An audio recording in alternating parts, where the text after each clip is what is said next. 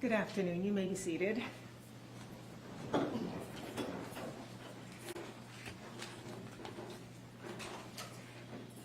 This is the time set for a post-seizure hearing in the state of Arizona versus Sidney McKinley, which is docket number 23L9. Is the state ready to proceed? I'm calling you for the state, yes, we are. And Ms. McKinley, are you ready to proceed? The record reflects that Ms. McKinley is not represented by counsel. And as a preliminary matter, I will note that there has been a motion filed by the law office of Timothy Ducott, a motion to intervene on behalf of 2 organizations and 9 individuals. Have the parties received a copy of the motion to intervene? Mr. Yes. Yu? Do you wish to take a position on that motion? I take no position. Okay. And Ms. McKinley, did you receive a copy of that motion? No. Okay, that is a motion that was filed on behalf of Hand Over Rover, Yaqui Animal Rescue, and 9 individuals. It's a request for these individuals to intervene in this case. You did not get a copy of that? No. Is counsel from the Schill Law Firm present? Yes, Your Honor. Counsel, did you provide a copy of the motion to intervene to Ms. McKinley? Your Honor, I'm here to argue it. I did not serve her with it. You did not serve her with it, and I did not obviously make a ruling on it because the parties obviously have a right to respond to any motion that's filed. Do you have a copy for Ms. Yes. McKinley? Okay, Ms. McKinley, that's a copy for you. And my understanding is you are asking the court to reserve ruling on that motion at this time. Is that correct? Yes, Your Honor. It relates to a pending civil matter that Right. gets to the heart of the issue, so it would need to be stayed. Okay, and obviously it's a separate issue from this matter. Yes, Your Honor. That is the Superior Court case. Yes, Your Honor. As cited in the motion, I think the case number is included in that. Okay. And Ms. McKinley, before we actually get started with this, would you like to have a chance to review that motion? Yes. Okay.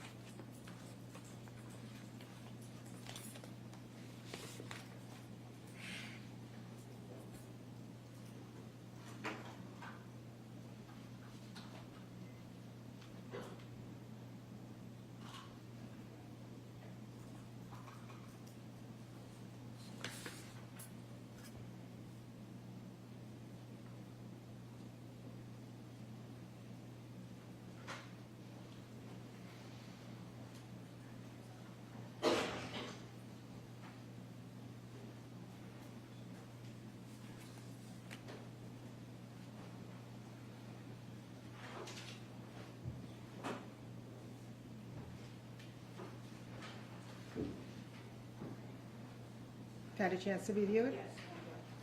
Okay, let me explain the process. This is a civil proceeding. In this case, the state must present evidence to prove by preponderance that you, the named defendant, subjected animals to cruel mistreatment, cruel neglect, or abandonment. The way it works is the state presents its case. You'll get a chance to ask the state witnesses questions. You may also present evidence on your own behalf. I do need to advise you at this point that this matter is being recorded. Anything you say may be used against you in the future. If there's some criminal prosecution, you have an absolute right to remain silent. Do you understand? Yes. Do you have any questions about the procedure that will follow this afternoon? No. And do you have any witnesses or any evidence you'd like to present? None at the time. Okay.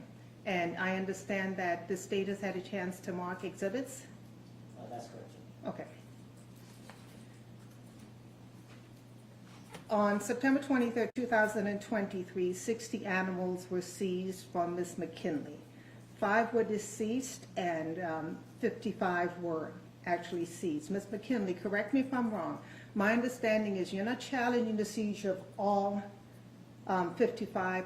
You are challenging the seizure of 47 of the 55. Is that correct? No. Yes, so. Okay, yes, and I think the biggest issue in this case is we have a lot of animals I'm going to have to make decisions on. So I'm trying to make sure that I understand. So you said no. Yes, So how many animals are you challenging the seizure of? 13. 13, 1, 3. Right, can I, do you want me to explain or? Well, and I think the state was on notice that there were 47 animals that were being challenged as far as the seizure. Is that correct, Mr. Yu? That's correct. Okay.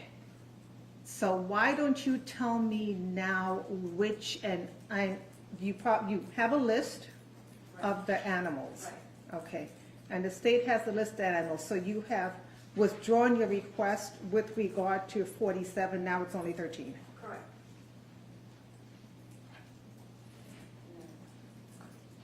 So at this point, why don't you tell us which animals you are challenging the seizure of?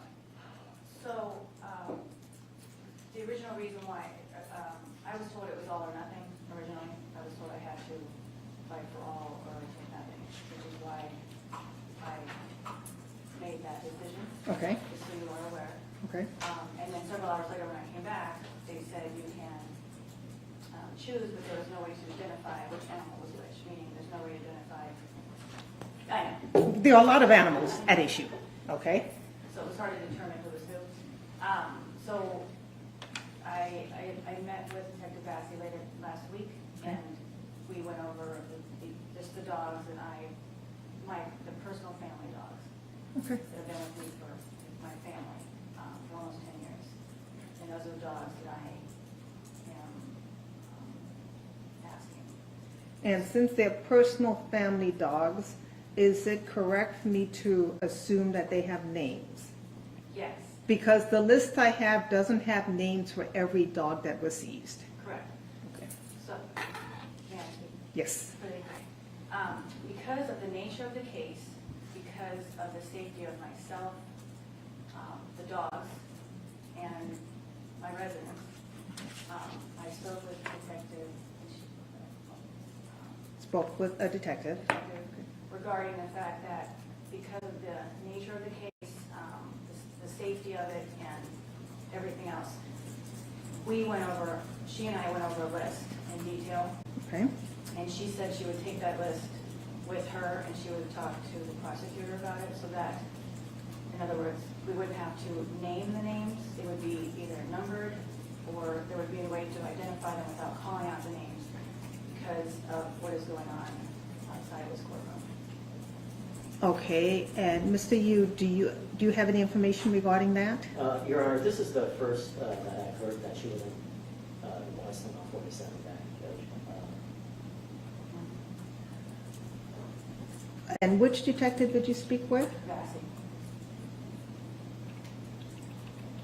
Detective Bassi seated to my right. We did have conversations about her coming in to have a talk with her, but there had been no formal request or change in what was requested.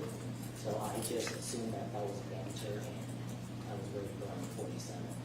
Okay. In light of the fact that now 47 has been whittled down to 13, would you like an opportunity to maybe speak with Ms. McKinley? Yeah, sure, Okay. What we're going to... if she wants. Okay. Ms. McKinley, what we're going to do is we're going to go off the record and we're going to give you an opportunity to speak with the prosecutor, with the detective there who you had a conversation with. Okay? Off the record? Can we use Modine? Is there one we can?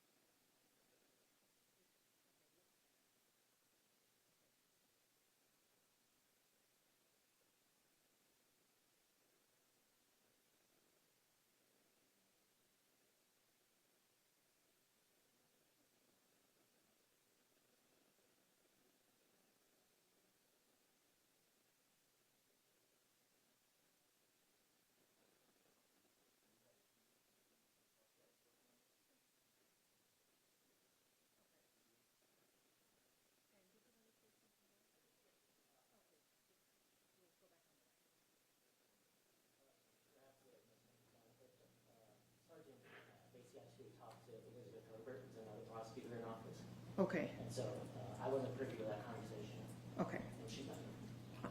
okay. All right, thank you. Top record. Yes.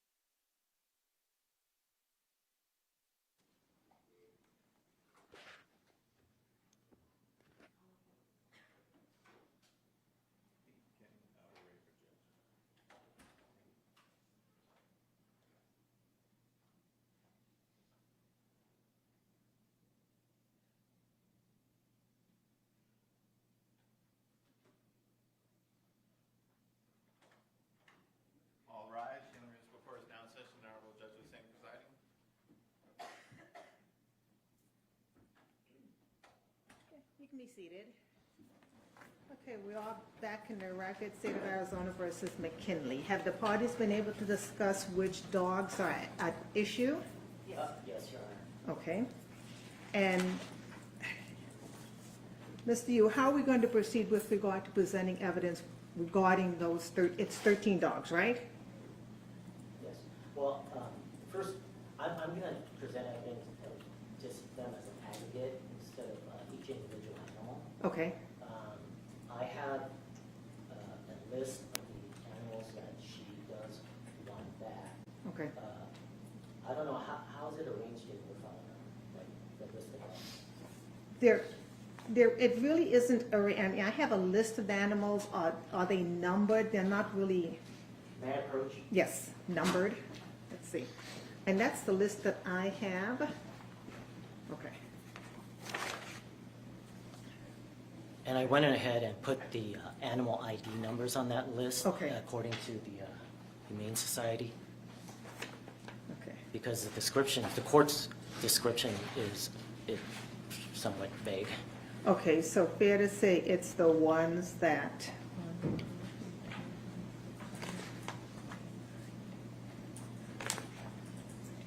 that have numbers next to them. Exactly. Okay.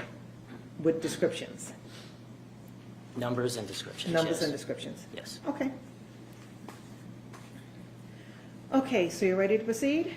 I will ask that you enter an order at this point, basically releasing the rest of the dogs that are not being requested Okay, on the record in that way. okay. Okay. Yes.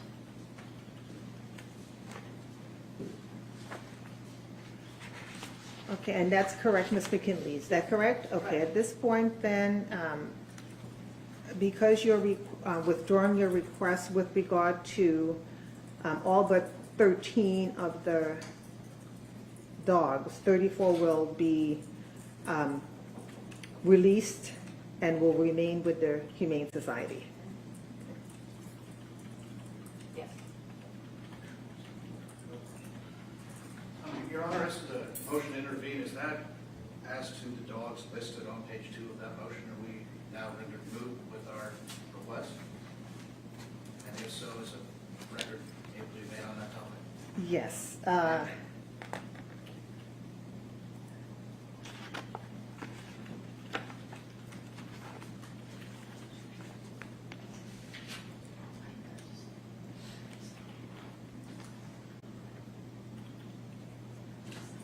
And let me make sure, I have your motion in front of me, let me make sure that it's, Thank you, Your Honor. that the animals and the owners that you represent would be the animals that she's no longer challenging. Yes, Okay. Your Honor. That's- And you have a copy of that motion to intervene, Ms. McKinley, right? And can you look at the listed animals? Yes, none of these are on the list I'm requesting. They're all Okay. going to be released. Okay, yes. Thank you, Your Honor. So at this point, you withdrawing your motion to intervene since you are no longer I don't believe we would have standing at this point. Your standing? Honor. Okay. It's moot. It is moot. You no longer have standing because the owners you represent are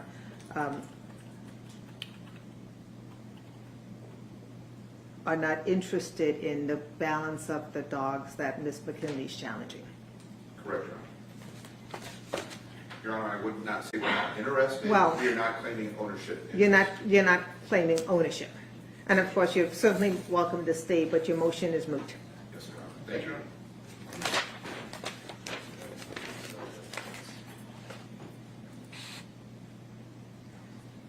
Okay, counsel, you may call your first witness. Your Honor, if it pleases the court, can I make a brief opening statement? You may. Your Honor, in some ways, this is not like any other post-seizure hearing. The civil traffic rules apply, the standard of proof is the same, but the similarities kind of end there because now we're talking about not 47, but still 13 dogs. We're not talking about one dog or two dogs. And these dogs received during a search warrant that was served on her home on September 22nd. And in order for this court to determine whether or not Arizona Humane Society is going to retain custody of these 13 dogs, or you're going to allow the petitioner to regain custody, this court has to make a determination whether or not these dogs were subject to cruel neglect. Cruel neglect is determined by inquiry into whether or not the petitioner failed to provide the dogs necessary food, water, or shelter, or being the operative attorney. Because if this court finds by preponderance of the evidence that the petitioner did fail to provide any of these necessary requirements, the seizure should be deemed upheld.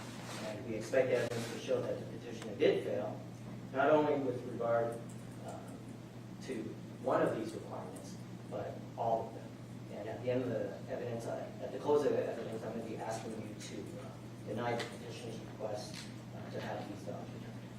Thanks, Judge.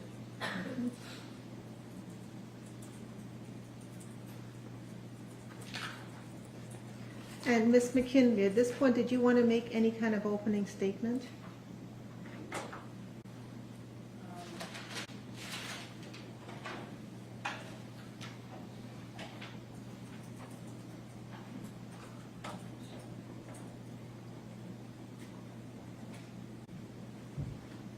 Is it time to make a statement?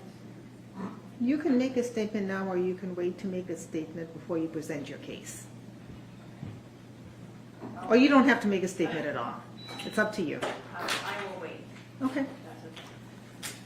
You may call your first witness. Thank you, Judge. State calls Ruthie Jesus.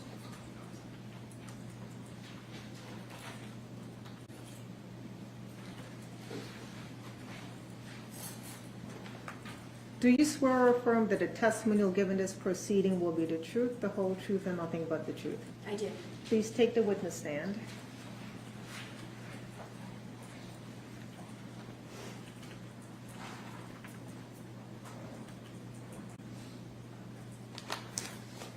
You may proceed. Ms. Jesus, can you state your first name and spell your last name for the record? First name is Ruthie, last name is Jesus, J-E-S-U-S. And how are you employed? I am the Field Operations Manager at the Arizona Humane Society. I'm also a certified animal cruelty investigator and an emergency animal medical technician. How long have you been employed with the Arizona Humane Society? Next month will be 12 years, 10 years on the field operations team. And so you've been a field operations manager for 2 years, is that correct? Yes, sir. What did you have to do to become certified as an animal cruelty investigator? I was certified through Colorado State University in a 120-hour certification class.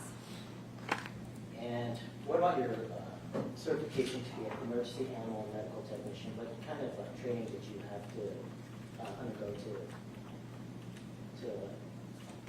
receive that certification? I participated in 90 hours of in-house certification taught by a veterinarian at the Arizona Humane Society. What are your current responsibilities with the Arizona Humane Society? Currently, as a field operations manager, I supervise 12 certified animal cruelty investigators, dispatchers, and support staff, not only in the rescue of sick and injured pets in the greater Phoenix area, but we also contract with 15 different police departments in the investigation of animal crimes. I regularly supervise all cases investigated by my investigators. The teams at AHS, how many calls do you guys respond to in a typical year? This fiscal year, we are currently over 14,000 calls for service. And what percentage of those calls involve animal cruelty investigations? Over 70%. Now, what was your role in this investigation? As the manager, my job, again, to supervise the investigation as a whole.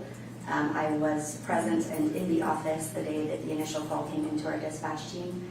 I spoke to the investigator that was on scene the very first day that she was there, and I reviewed all notes, photos, through the entire set of the case, as well as was present for the search warrant. What was the name of that investigator that you just referred to? The initial investigator that responded to the scene was Investigator Miranda Nordstrom. And then was there another investigator involved? Yes, there were many. Field Supervisor Julie Bolchek also responded to the scene during one investigation, And then we did have a team of investigators for the search warrant. How did AHS first become involved or if you realized that this issue is happening? We received a phone call into our field dispatch office on September the 8th from a Chandler police officer who was at the scene of 1797 East Custler Lane in Chandler. He reported that there was potentially 20-plus dogs at the residence that may be special needs, living in filth conditions, and he reported a strong smell of urine and feces. Based on that report, did AHS respond the next day? Yes, we did. We responded for the first time on September the 9th. And was that where Investigator Nordstrom? Yes, it was. And what did Investigator Nordstrom notice when she arrived at the property? The first thing was that there were quite a few bystanders, interested parties set up across the street that did approach her multiple times. When she approached the home, she was actually unable to make contact. There was quite a lot of activity in front of the residence. Was she able to eventually to make it to the front door? Yes, so she did note in her report that there were quite a lot of flies near the front door, as well as a smell of ammonia and feces. Did she attempt to make contact with the resident? She did. She knocked and announced, as is our policy, several times. Nobody came out. She did hear barking. There was no physical contact made at that time. However, a neighbor did allow viewing access over their wall. She was only able to view a few dogs in the backyard. From that vantage point, it was very difficult to get a lot of detail. Even though she was not able to reach the residence by knocking, was she able to reach somebody via the telephone? Yes, that's correct. We did have records from previous history, and we were able to make contact with the animal owner and resident there. At that time, our previous history had identified her as April Addison. She was identified for this investigation as April McLaughlin. Do you see her in the courtroom today? Yes, sir. Can you tell her where she is seated relative to me? She is What seated she's at wearing? She's seated at the defense table wearing white tennis shoes, a brown shirt, and a gray sweater. Your Honor, can the record reflect identification? Yes. This address that the investigator responded to, 1797 East Kessler Lane, is that in the city of Chandler? Yes, sir.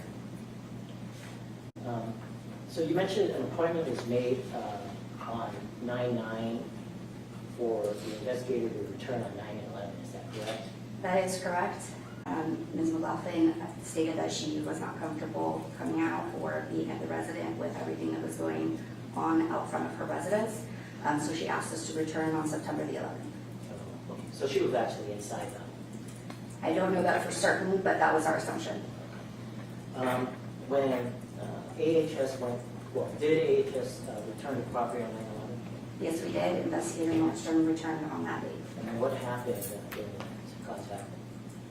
During that date, she was, again, unfortunately unable to make contact at the residence. She tried to call, she tried to knock. There was no one there for that appointment. So Investigator Nordstrom tried to call the petitioner and tried to... Yes. At that time, initially when she arrived, there was no response. Okay. And that was an appointment, a previous appointment that had been Correct. She had, normally our protocol would be to return the very next day when we haven't made contact. But since we were able to speak to her on the phone on the 9th, we rescheduled the appointment at her wishes on the 11th. What were the observations that was made by Investigator Nordstrom while she was at the residence? This time she was able to identify 5 to 6 dogs in the backyard. She couldn't ascertain that there was water available. She did note some dishes were overturned. She could see at least 2 dogs who appeared to be underweight and down in the hind. Let me Potentially. stop you right there. So no water, is that correct? Yes, that's correct. And when you use the term down and hind, what does that mean? We use the term down in the hind to refer to when an animal is dragging both back legs. And you say that Investigator Nordstrom did observe an animal that had this condition, is that correct? Yes. And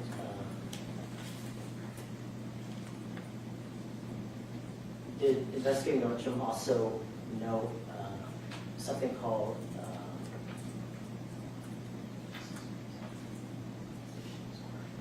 body conditioning score? Correct. So as part of our job, because we see animals on a regular basis, we assign what is called a body condition score to all animals that we view. We use the Purina scale, which is a scale of 1 to 9, with 4 or 5 being a healthy weight for breed and species. These dogs that she saw, at least 2 of them were identified to be under a body condition score 4, which would mean they were underweight. The dog that she observed with that had the condition of being down in time, did she observe anything else with regard to that? Yes, it did appear from a distance that there were wounds on the back legs that were being dragged. And then I believe you noted that there were 2 animals that Ms. Nordstrom made note of. What was the second animal? I don't recall off the top of my head. Well, do you have your report in front of you? I don't. Do you recall what the body conditioning score was for the other dog that was observed? Yes, there were 2 adult dogs that she identified, one, I believe, at a 3.5 and one at a 2. Okay, so under the 4, is that what you said? Correct, under the 4, which would mean both dogs would be considered underweight. Do you remember if the dog with the body conditioning score of 2.5, if there were anything else that was noted by the investigator? I do not recall, other than the wounds that I initially noted on the back legs. In terms of location of these dogs, were they out wandering around in the backyard, or were they enclosed in a pen? Or? At least one was enclosed in a pen. The backyard is filled with a lot of debris. There's several pen-type structures and shade structures in the backyard. At some point in time, did investigating Nordstrom consider calling the Chandler Police Department?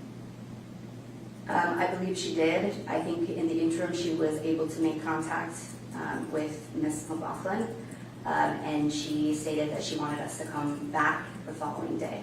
So ultimately, that call was not placed at the police department because the petitioner got a hold of her through the phone. Correct. Was there an appointment scheduled on 9/11 for another day? Yes, the appointment was scheduled for the following day on the 12th.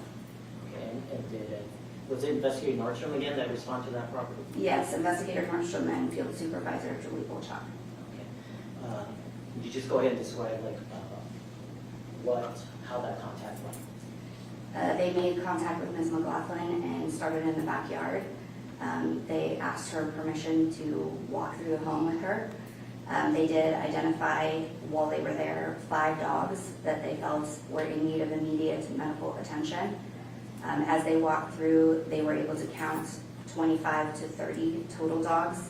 However, they were not given access to the bedrooms, the bathroom, or the garage.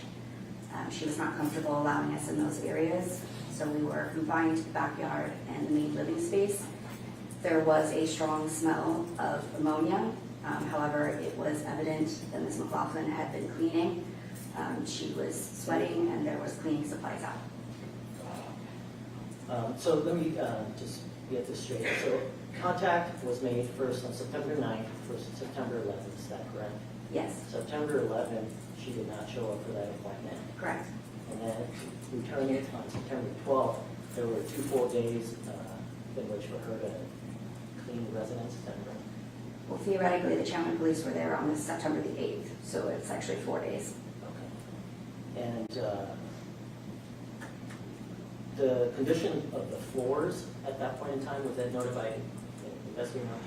Yes, they appeared to be clean, as if they had recently been cleaned. And you mentioned the smell of ammonia. Why is that significant? In my experience, when you work in homes with a large volume of animals, and you have a significant amount of urine and feces, the primary component of animal urine is ammonia. So that is the primary smell that you get when they have not been cleaned up after regularly. And you did mention earlier that the doors to the rooms of the house were closed and they were not allowed access to those Correct. rooms. At some point, did she describe, I guess, the level of noise in there? Yes, there were quite a few dogs inside. I think she noted at least 10 to 15 that were in crates and stacked. Dogs that are kept in crates like that can often be reactive. And so whether it was excitement or nerves, the sound was very high. Sound meaning barking? Yes, barking. At some point in time, did Inspector Nordstrom notice something happened with one of the dogs that were on the property? Yes, one of the 5 dogs that she wrote a notice of complaint for Ms. McLaughlin to follow up on medical treatment was identified as a small black and tan type dog, identified as Yazzie, that was prone to seizures. While they were doing their walkthrough, Yazzie did have a seizure. We were told it was due to the excitement level, so at that time they tried to exit to not rile up the dogs any further. So at the point they did exit and no more investigation was conducted inside them? Correct. Without a search warrant, we cannot force any owner to provide us access to all rooms in their home. Was there a conversation, based on what was observed in terms of the estimate of 25 to 30 dogs in the house based on the barking and the 10 to 15 that were actually seen, was there a conversation that took place regarding owner surrender? Yes, when we identify any owner that is struggling with the volume of pets that they currently have and the ability to care for them appropriately, we always offer resources, including owner surrender to the Arizona Humane Society, in an attempt to give them the ability to afford care for remaining pets. What was the petitioner's attitude towards that offer? At that time, she was adamant that she did not want us taking any of her pets, and she did not feel comfortable surrendering any to us. I'm going to go back to the beginning of testimony regarding the, is it accurate to say that the Humane Society identified 5 dogs that needed treatment? Correct. At that point in time? We wrote a notice of complaint to document the 5 dogs that needed treatment.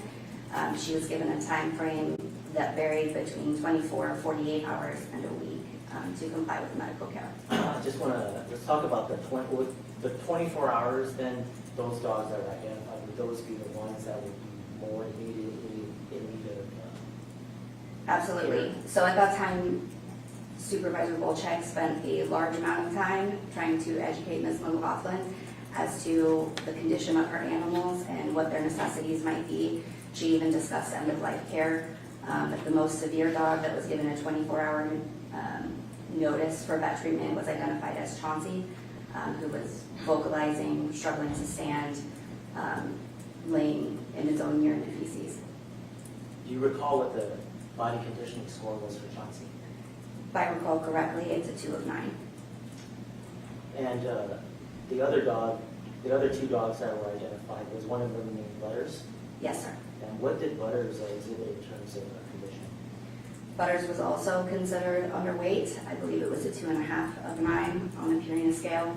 And Butters had open drag marks on the back legs. So that the Butters also had the condition of being down and behind as you referred to. Yes, that's correct.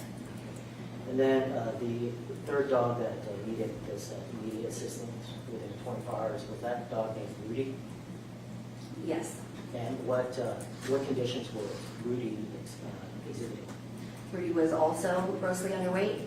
I believe down and behind as well with open wounds. And that was again due to dragging? Yes, I believe so.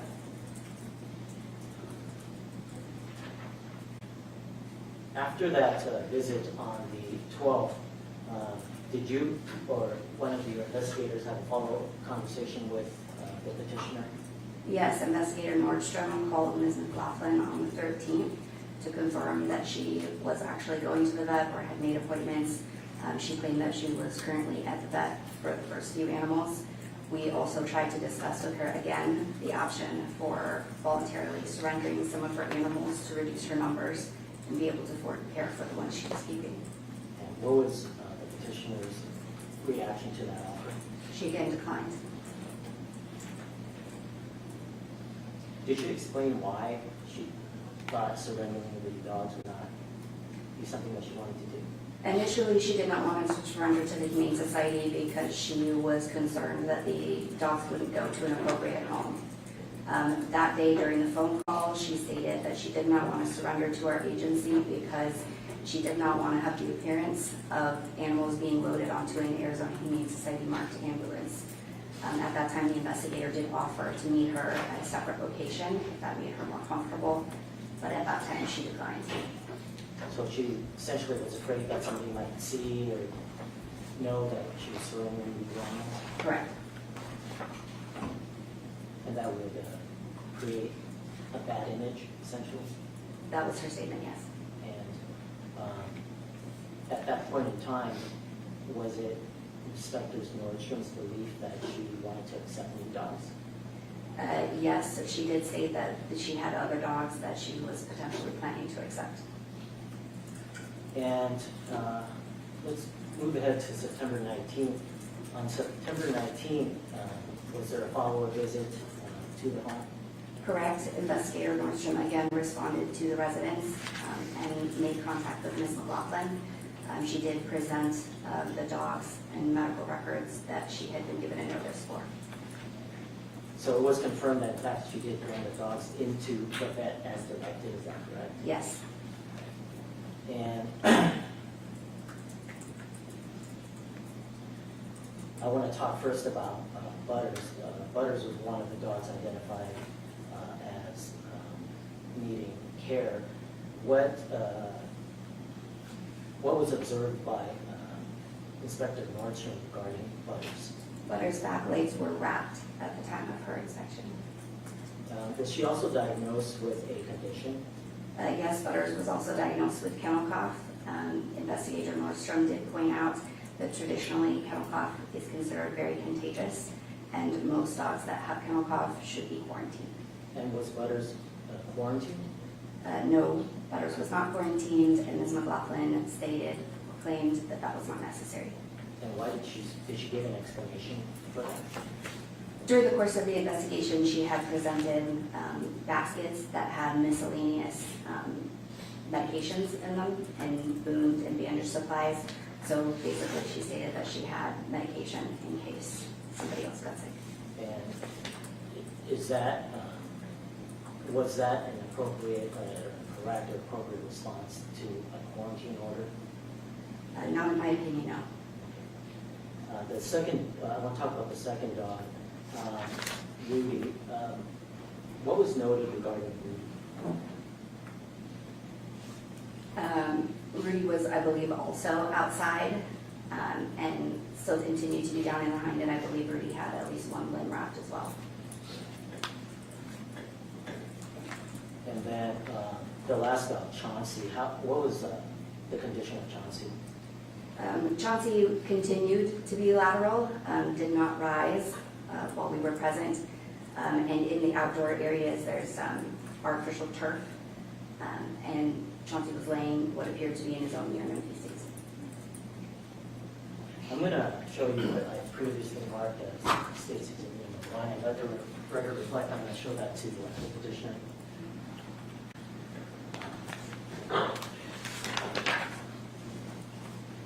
Can you tell me what state, it's State's Exhibit number 1, a series of 3 photographs stapled together?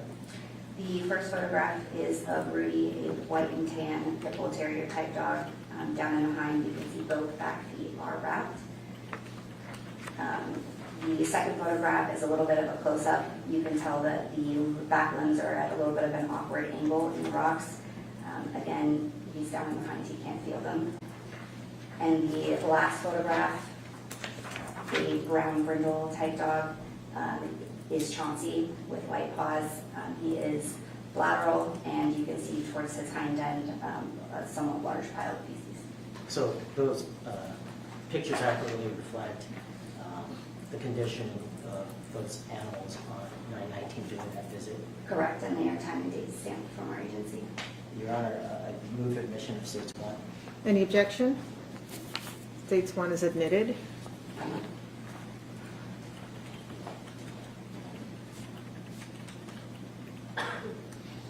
You talked about Chauncey laying in urine like, I can't see urine on that. Why would you think that Chauncey was laying there? At that time, Investigator Nordstrom felt that he was laying in his own urine because of the smell. There was a more fresh stench. At some later time, did you yourself have the ability to go into the yard? Yes, I was there when the search warrant was served, and during my initial walkthrough, you had to walk through the backyard across several pieces of artificial turf, and they squished when you walked on them. And given the stench, my assumption would be it was urine and feces.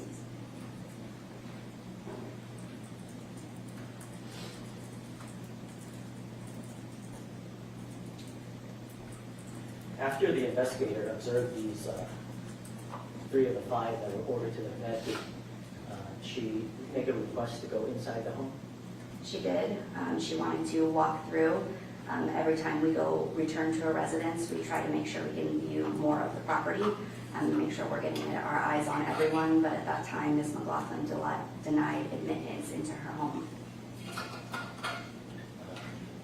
At some point in time during that contact, did the petitioner express frustration over the fact that her address was appearing on the internet?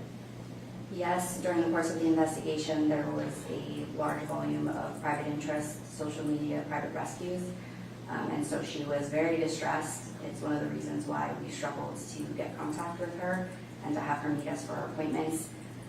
Investigator Nordstrom again offered owner surrender, and Ms. McLaughlin did agree to surrender 2 dogs at that time, but requested that we meet her at a different location along the canal. And did that occur? Yes, it did. We took 2 dogs into our custody as owner surrenders. And it was basically like around the corner or behind the house? Yes. With regard to her frustration as to her address being released, did she make a statement regarding moving? Do you recall? Yes, she did. She had noted initially, early on in the investigation, that part of the reason she moved to Chandler was because they did not have an animal ordinance, and she definitely felt like it was time to move again. To another city without an ordinance? Correct. After this visit, at some point in time during the course of your duties, did you become aware that there was a search warrant that had been sought and issued by a court? During the course of the investigation, I had been in regular contact with Sergeant Bassey of the Chandler Police Department. She is our liaison and our police contact. So we've been discussing different tactics to use, how to work the case, how to get as much information as she might need. So a couple of days later, we actually had the call pended out past the 22nd to try to make contact with her again. But I was notified by Sergeant Bassey that she had had a meeting with a private veterinarian, received a large volume of records, including records for animals that were never shown to either Supervisor Volchek or Investigator Nordstrom, and we had not seen them in her custody, and at that time she was seeking a search warrant.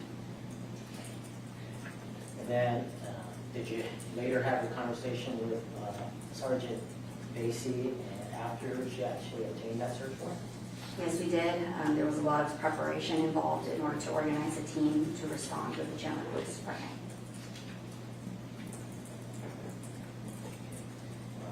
I want to just take you to that day. You were part of the team that responded to the house. Just tell us what happened. We arrived on scene after Chandler Police had already secured Ms. McLaughlin in the driveway in her vehicle. She had 3 German Shepherd type dogs in her vehicle. We waited as per our protocol until we were cleared to go in with the sergeant. Myself and my lead investigator, Dan McGrath, did the initial walkthrough of the premise with Sergeant Bassey. When we entered the backyard, there were no dogs loose. However, as you walked through the gate, again, there was the same debris that I had seen in earlier investigation photos. Let me just stop you right there real quick. I apologize. Was Inspector McGrath a part of this search, do you recall? Investigator McGrath works with the Arizona Humane Society, and as the manager, I take points as far as liaison between the police and the Arizona Humane Society. He authored the report for that day, taking the lead on the evidentiary value. What was noted by Inspector McGrath while you guys were in the driveway of that residence, even before you made entry into the backyard? There was an extreme smell. The garbage was overflowing, but in my experience, that smell was urine and feces and potentially a smell of decomposition. Sometimes that smell gets muddled with severe urine and feces, but it did smell like decomposition. Now, why would there be a smell of decomposition? We did find 5 deceased animals in the freezer towards the end of the investigation, but I didn't find an explanation as to why there was one at the front driveway. Tell the judge what happened when you guys entered into the backyard. When we came into the backyard, again, large amount of debris, heavy smell of urine and feces, a large volume of flies walking across the artificial turf that was, again, squishy. The dogs knew we were there, so you could hear a large volume of barking. You approached to a sliding glass door on the back patio. We waited, and when we were permitted, we did open that sliding glass door.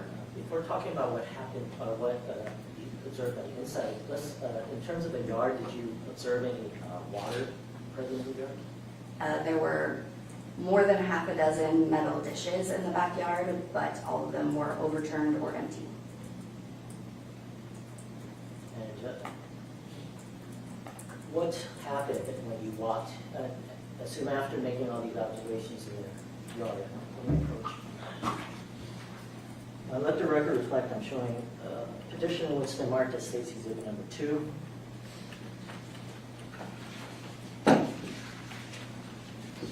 Is that a series of 6 photographs stapled? Yes, it is. And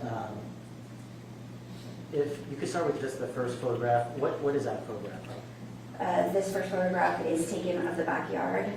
This is not a time and dated photograph, so I know it was taken by the crime scene photographer and not our team. You can see a few dogs out. This would be after we opened the back door and allowed loose dogs into the yard. Again, very large wall of debris on the left-hand side. The second photograph shows a couple of dogs behind a pen and multiple dishes out. These 2 dishes here were the ones that we were providing water to the dogs that were coming out of the home. At some later time. At a later time, correct. They were initially empty. This third photograph of a small Frenchie type dog in front of a dish is after we had provided him water. The fourth photograph is of the far side of the yard where there's a shade covering, a Toronto bed, and another patch of the artificial turf that has some fecal matter that you can see on the top side of the photograph. And then the last photograph is a close-up, and this photograph you can see that the entire ground, part of the pole, and the sidewalk are covered in flies. Your Honor, I move for admission of States 2. Any objection? States 2 is admitted.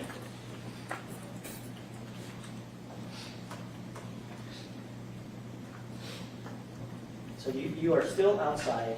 At some point in time, you enter. What happened as that patio door opens? As the patio door opened, a large number of dogs came tearing outside. They went directly for the water dishes or the bowls that were empty. At that time, there was nothing for them to drink. They were running around. There were at least 3 that were down in the hind end. And the smell intensified significantly with the door open. At that point in time, other than noticing some dogs that were down and hind, did you make any other observations at that point in time regarding their condition? At least 2 of the dogs that I observed appeared to be underweight, under body condition score 4. Did Inspector McGrath, what did Inspector McGrath notice about, I guess, their paws or coats of some of these animals? Several of the dogs that initially came out were white or light tan in color. One of them had a little bit longer of a coat, Chihuahua type mix, and he noted in his report, and I observed for myself, that their paws were covered in feces and urine and their coats were stained. What was the condition of the floors inside the home when you observed them? That front entryway was covered in paw prints, but barely clear of debris. There was an easier walkway in the kitchen area. As you progressed through the house, there was a larger amount of urine and feces in carpeted areas and more debris and more difficulty walking through the main portion of the house. Were there dogs observed that were in crates? Yes, from the kitchen through the dining area, through the main living room, there were dogs stacked in crates, meaning 1 or 2 dogs on top of another dog, which is very concerning with regard to hygienic practices, because obviously if the dog on top has an accident, it leaks onto the dog beneath it.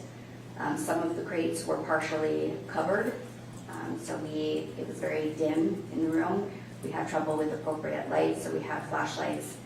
I could see multiple dogs in crates that had wadded up pee pads or wadded up towels, appeared to be more than a day's worth of urine and feces in the bottom of the crates, and I could see open injuries on the dogs in crates. What type of injuries would you observe? One of the dogs in the front crate had bone exposure on a hind limb.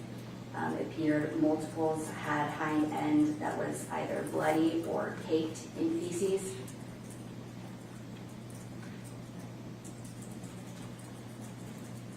Did you observe any bowls, water in these kennels? Almost all of the kennels had bowls in them, but all of the bowls that I observed in crates were dry or overturned and empty. There were a couple of dishes near the sliding glass door. Those also appeared to be dry or had a very small amount of water in the basin.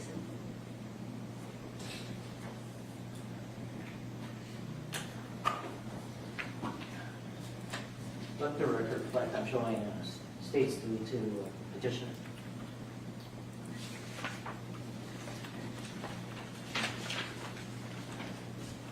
I'm going to show you what I marked as states exhibit number 3. Is that a series of photographs depicting the interior of the home? Yes, it is. The first photograph is in the main tiled area. There's a large pile of what appears to be diarrhea. Could be vomit, but as I recall, it smelled of diarrhea. The next photograph was also taken in the main area where you can see there's a wadded up towel that appears to also be covered in feces. And then it appears that feces has been tracked. At the time of this photograph, you can see that the fire department was already inside. So that picture was taken after the fire? Correct. This third photograph is an initial photograph taken by us of one of the bedrooms where there are multiple dogs in stacked crates. You can see wadded up pee pads, some bedding, appears to be kibble and feces intermixed on the carpet, and one loose dog down in the hind end. And the last photograph was taken in the living room space that also shows filth, feces, stray dog kibble, some toys.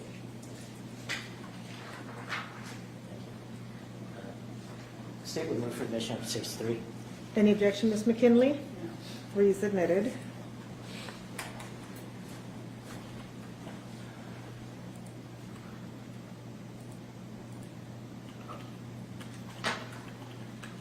How many bedrooms was this house have? Well, the main living area appeared to be being used as a bedroom, but there were 2 bedrooms with closed doors and 1 bathroom with a closed door.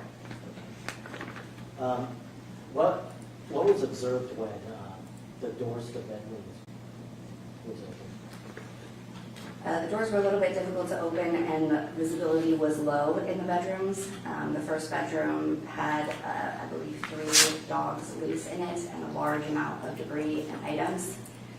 The bathroom in between the 2 bedrooms had 2 dogs inside. I wanted to just, I'm sorry, if I could just skip to the bedrooms for now. I apologize. Okay.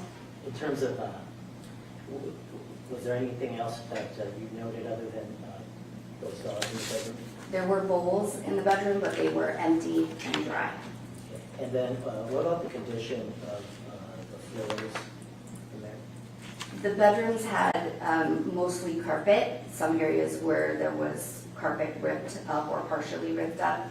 But there was a lot of filth in those rooms because of the carpet and a large amount of debris. It was very difficult for the animals to move around that were loose. Well, when you say filth, what do you mean by that? By filth, I mean mud, feces, urine, debris. I'm going to show you what I marked as stage 4, record reflecting journal interpretation.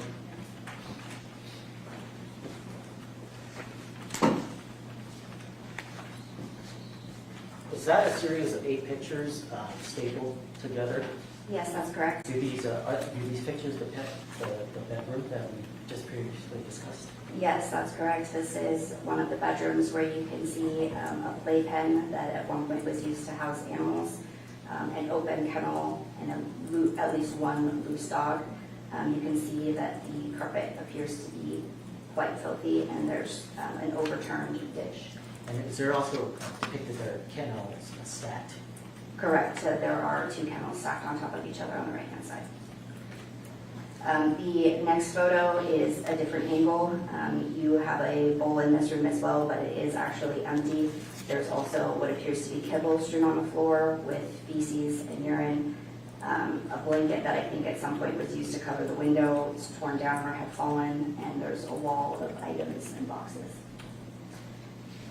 The third photo is a close-up underneath a table with quite a few piles of feces, more than you would expect from a day or two.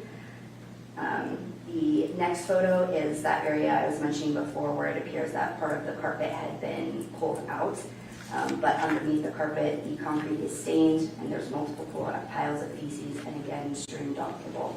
Stained with what? Appears to be feces. Part of that is the color of the concrete, but part of that is definitely fecal matter. Okay.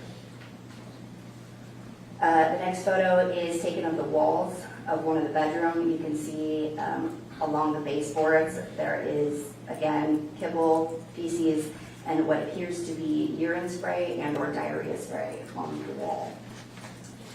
The next photo is just a different angle of the same entryway that is missing carpeting.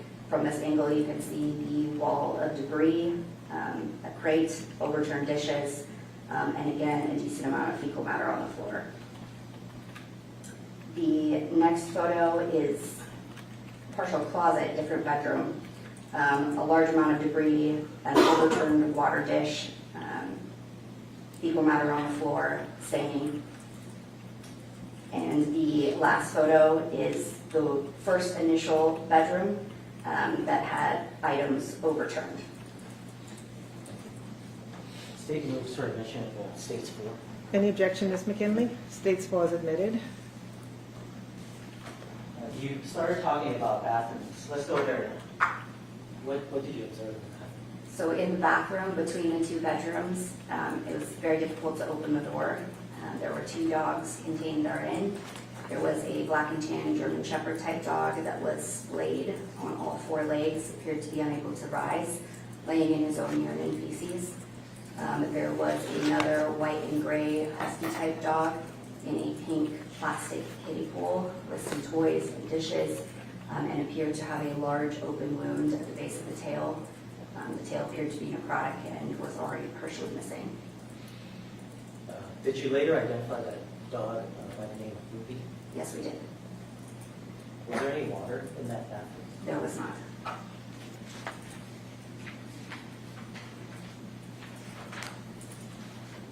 I'm going to show you what I marked as stage 5, which for the referential interpretation.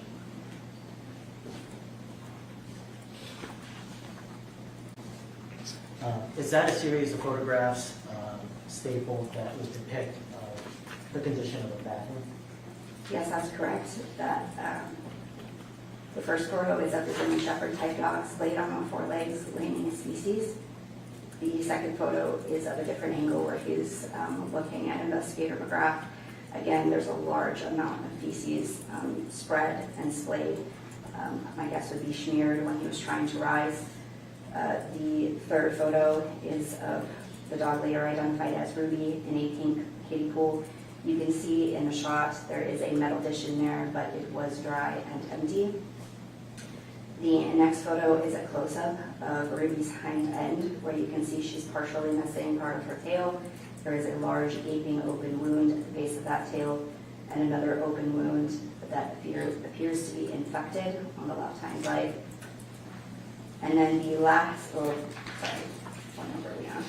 Second to last. Second to last photo was taken after the fire department had come in and removed the 2 dogs from that bathroom. You can see what remains is feces smeared all over the floor, dry kibble on the floor, and a couple of dishes that are on the countertop and would not have been reachable to the dogs. Were they full or? They appear to be empty, but I can't tell from this angle. We identified early on when we did our first walkthrough there was no available water for the dogs. And the last photograph is of the bathtub, which has half dozen miscellaneous bottles of shampoo and lotions. And the bottom of the bathtub has a layer of filth. State will move for admission of states number 5. Any objection? States 5 is admitted. Where did you go next after your the bathroom? At that time, what was most pressing was to complete a head count. So our head count of dogs on the premise, as best as we could tell, was 55, significantly higher than our previous walkthrough. At some point in time, did you make entry into the garage of this home? Yes, we initially had walked past the garage without realizing it was dark. The light was clearly not on underneath the door, so it wasn't until after we'd done our initial walkthrough that we came back out and Investigator McGrath heard barking on the other side of the door. At that time, he opened the door. It was completely dark. It was not air conditioned. We used our radar gun to temperature the room, and it temped after 6 p.m. at over 90 degrees inside. There were 4 dogs crated, 1 stacked on top of the others, and 1 loose dog, later identified as Abby. There was no water available in any of the crates or for the loose dog Abby. There was 1 metal dish that she had access to, and in front of my investigator, she attempted to drink from it, but it was empty. We left the door open so she could follow us out. And at that time, we did provide her with water. We took about 3 minutes of footage of her drinking. And I also did a basic medical exam where I assessed her skin turgor. Skin turgor is the metric for which we determine an animal's dehydration.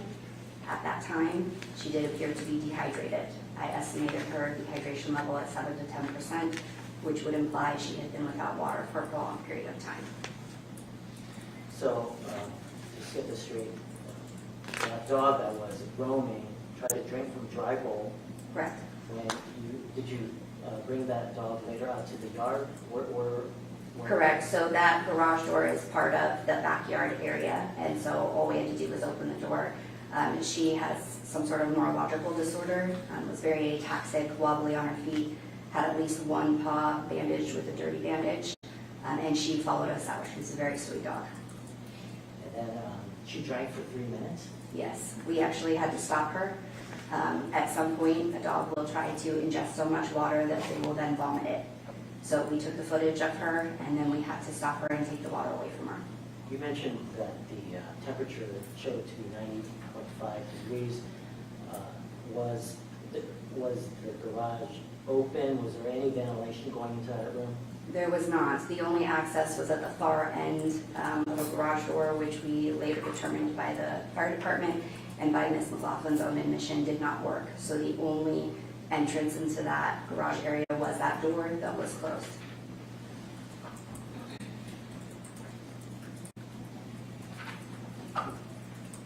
Your Honor, what exhibit are 6. Let the record show that I'm showing is exhibit number 6 to petitioner.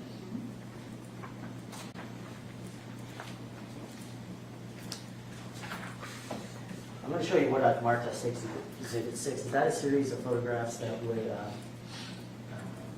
accurately depict what you observed in the garage? That's correct. There are 4 crated dogs, one on top of the other. The dog crated on top of one of the others is fully identified as Chauncey, and Abby is loose in the room. The next photograph is just a slightly different angle where you can clearly see that the first dog crate has one bowl inside that is empty. The next photograph shows a brown Labrador type dog that is down in the hind.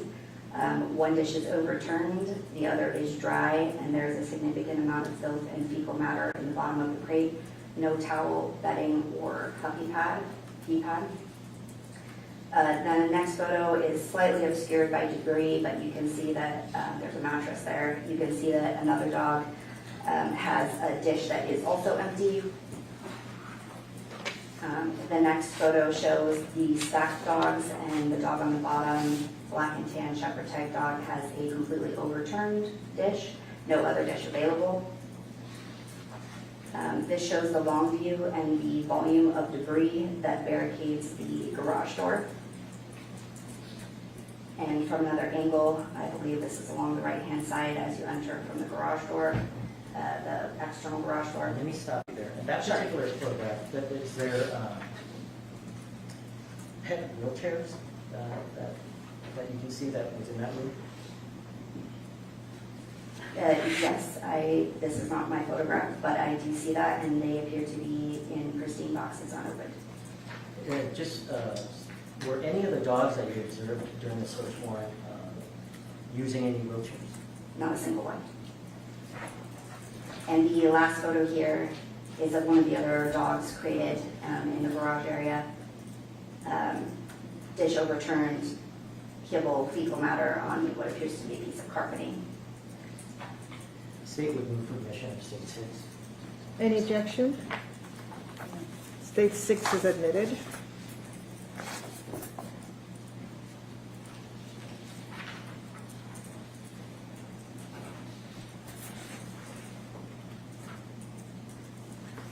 At some point in time later, were these dogs removed from the kennels? Correct. Initially, because of the volume of loose dogs, we didn't want anyone to escape the yard. The team that was with me began by impounding all of the loose dogs and loading them onto ambulances. Before we could get started in the interior of the home, the Chandler Fire Department arrived and made an assessment that the air quality was not safe for us to go back in. Let me just stop you there real quick. I apologize. When the dogs were removed from these kennels, was there a better view? Did that become such that you could get a better view of what was inside the kennel with the dogs no longer in them? Yes, as the fire department went inside in full hazmat gear, they brought out the crated dogs to our team and we removed them from the kennels. As we were doing that, then you could see the condition of the kennels. Okay, I'm going to show you what I've previously marked as state 7, which I just showed the petitioner. Are those photographs of those empty kennels? Yes, they are. The top one stacked on top of one underneath it clearly shows a wadded up towel, appears to be full of fecal matter, an empty can of what's possibly peanut butter, and just general filth, as well as the cage and wiring of the crate is caked in hair and feces. The second photo is of another empty crate stacked on top of another. There is a large fresh pile of feces, what appears to be a pool of urine, an empty dog dish, and a wadded up towel covered in feces. In your opinion, would it take more than a day for the kennels to get into that type of condition? Yes, these kinds of kennels, you can pull out the basin and clean them very easily, but the cage, particularly the doors that are caked in urine and feces and hair, has built up, very clearly built up over time. I'm moving to number 7. Any objection? State 7 is admitted.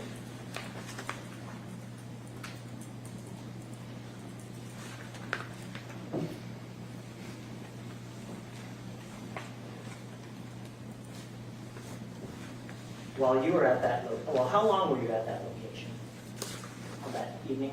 My team pulled a 20-hour shift. I believe we left the scene at least 2 in the morning.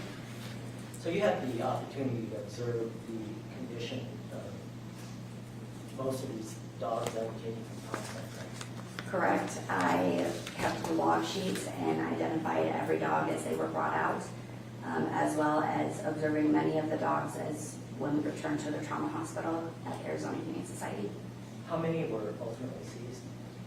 We seized 55 live souls and 5 deceased animals from the freezer. And and you had the opportunity to observe the condition of these 55 animals? Yes, it was initially difficult to see inside the home with dim lighting, the extent of their injuries. It was also dark at the side of the ambulance, but I was able to identify many dogs with open wounds on the hind end that I would characterize as urine scald from sitting in their own urine and feces for an extensive period of time. I saw multiple animals with open wounds on their legs for dogs that were down in the hind end, which would appear to be from dragging, and I saw multiple dogs with open bone exposure. You mentioned urine scald. What is that? Urine scald happens when an animal cannot get out of their own urine and feces for a prolonged period of time. In my experience, it does not occur overnight or even in a couple of days. It takes a period of time for the fur to fall out, the wound to appear red and swollen, and the tissue to deteriorate and open. And you mentioned sores. Were some of those sores necrotic? Correct. Some of the dogs, more than others, had a strong smell of infection. When you've been doing this job long enough, you can identify it easily. Additionally, when we were in the hospital, I observed a black and tan miniature pinscher type dog with multiple open wounds on both back legs with the muscles exposed, tendons exposed, bone exposed. And I would describe the dog as septic. Based on your training experience, do you have an opinion as to whether or not these conditions that you observed that you just described to the judge, do you have an opinion of whether or not these conditions were either exacerbated or caused as a result of the dog's living conditions? While it was obvious that many of the dogs were down in the hind end, it was also obvious that those dogs, that condition was not causing them pain. There's two types of being down in the hind end. One where it's traumatic and the animal can feel all of that sensation, and one where they no longer have any sensation, essentially being paralyzed. So it was obvious that the dogs we saw that were down in the hind end were paralyzed. However, all of the wounds that we did see, I would attribute to improper care, wound bandaging, sitting in their own urine and feces. And that's sitting in the urine and feces, that would be part of the living conditions, is that correct? That is correct. It causes urine scald and ultimately infection and sepsis and death. Would you consider the condition that you observed of the home, these kennels, to be adequate shelter? I would not. Shelter is a difficult thing to define. It's meant to provide protection from the elements. However, shelter is often defined as allowing an animal enough space to stand, turn around, lay down in a dry area outside of their own urine and feces. And because the majority of the crated animals could not get out of their own urine and feces, and it was evident they'd been sitting in there for a prolonged period of time, I would not consider that shelter adequate. Do you have an opinion as to whether or not the food was adequate, the food provided was adequate? Well, we did note a large amount of kibble that was strewn all over the house. We do not use food available as a metric for if they're receiving proper food because it can be fresh, it can be new, we don't know how long it's been in the home. So the metric that we use is the body condition score of the animals. And because there were so many dogs that were underneath a body condition score that would be healthy, underneath a 4 of 9, I would, in my opinion, say that they were not receiving adequate food because of the volume of dogs that were underweight. Do you have an opinion in regard to the water? Do you think the water was adequate? No, it absolutely was not adequate, particularly for the dogs that were in the garage in over 90-degree temperatures. And Abby, who exhibited signs of dehydration. Additionally, when we opened that back door and all the dogs went straight for the empty dishes and waited for us to fill them, It was not adequate even for dogs that were kept indoors in an air-conditioned environment.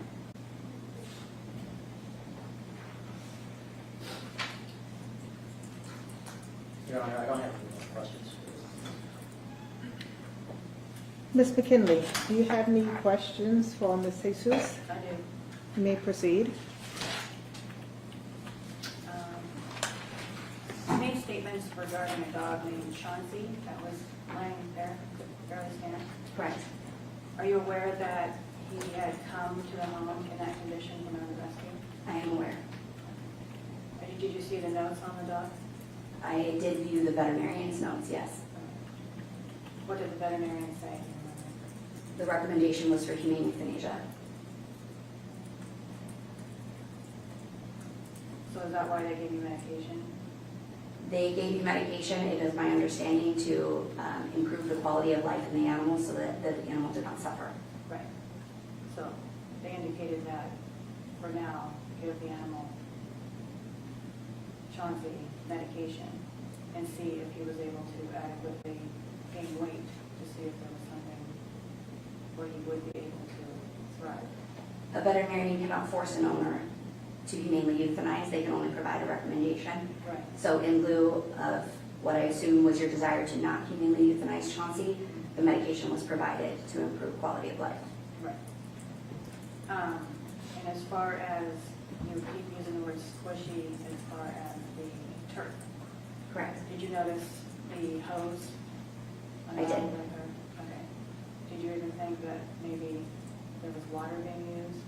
Water was leaking? Yes, that would be my assumption, however, the smell smelled of urine and ammonia. But it's possible that it was water. Yes, it is.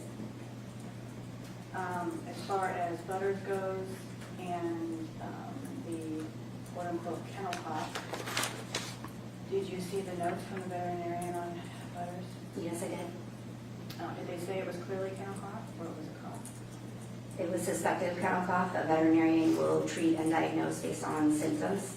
It's my understanding that diagnostics were declined. Decline? Yes. Well, because we had a discussion on how to proceed. Your Honor, I would object to her testifying. Okay, and you can only ask questions now. You'll get a chance to testify. But at that time, medication was prescribed because cough. Correct. And as far as his feet, is it normal, and sometimes does it happen when dogs are paralyzed, that when they're dragging and their legs are wrapped, that sometimes the wrapping comes off, or they chew it off, or there are times when it's not on there 100% of the time? Absolutely. Dogs in the hound require repetitive wound care. Right. So it's possible, and it's likely that because there were wounds there, and there was a bandage on her that was noticed, and sometimes it did fall off, that there was an attempt to heal the wounds. It was clear there was an attempt to bandage them. Which would mean protection for the wounds.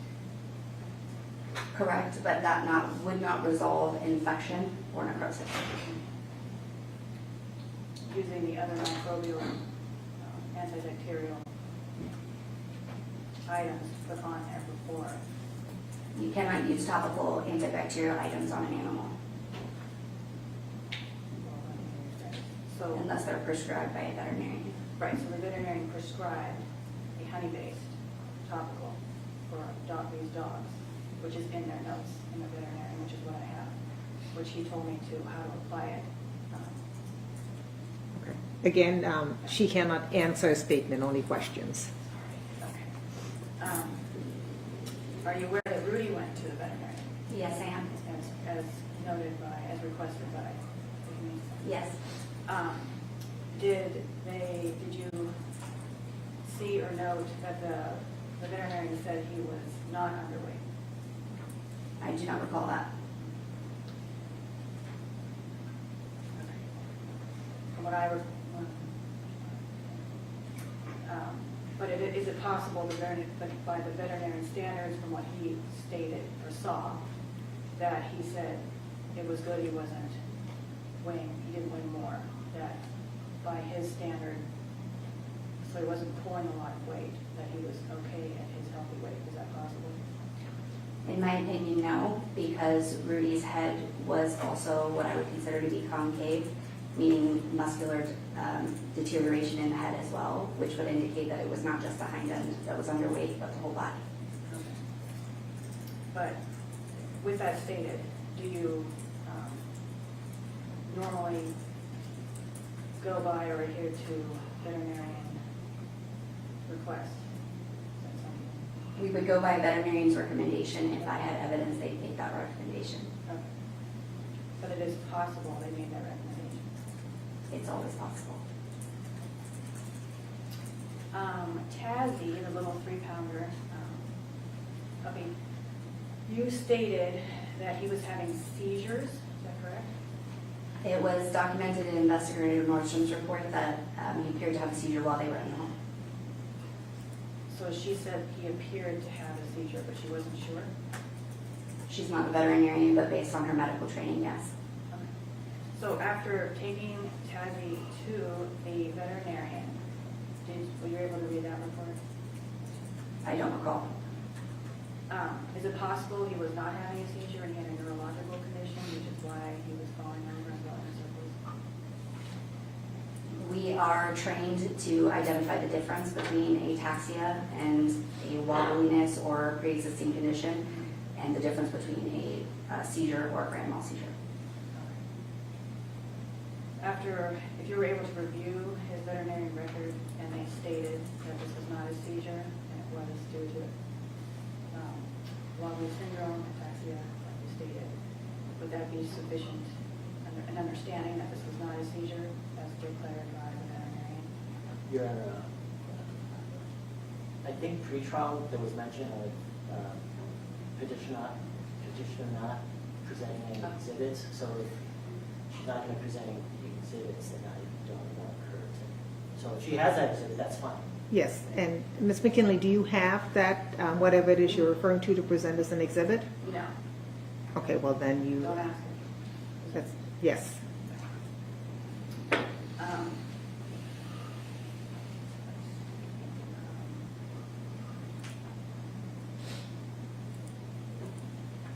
You made a statement stating that Miranda, Investigator Nordstrom, yes. Investigator Nordstrom, stated that there was a statement made about moving to have more animals, is that correct? Moving to a different area, not specifically to add more animals, but that did not have the same laws. Okay, is that on recording? No, So we it's don't wear a just- body camera. Pardon me? We don't wear a body camera. Okay. So this is just a statement that she made? Correct. Okay. You stated that there were only 3 dogs in the vehicle when you pulled up to the residence. One of them was, there was a fourth, but that dog was let loose and entered the backyard. At least to my recollection. But is it possible there were 4 dogs in the car? Yes. Then you stated that there was no dogs, in the backyard initially. Aside from the one that had come from the vehicle, correct? Is it possible that there's, that might not be the case, that maybe there was a misunderstanding? Because is it possible there was a dog already in the backyard and there were 4 dogs in the car? Not to my recollection. But there might be a body camera or something, would there be a body camera or any kind of evidence as to? I do believe the police were wearing body cams. Okay.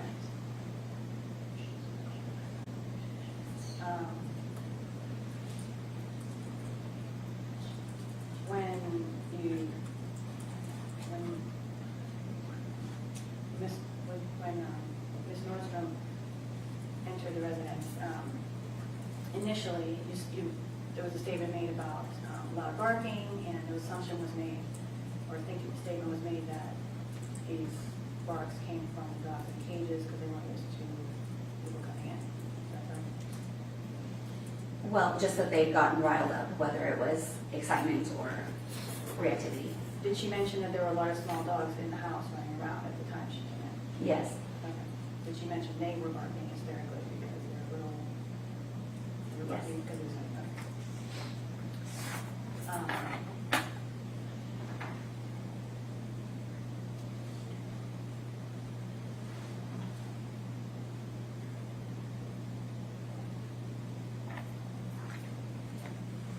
and as far as you're concerned, and with your expertise, you're saying that a lot of the dogs that were underweight, according to your observations, if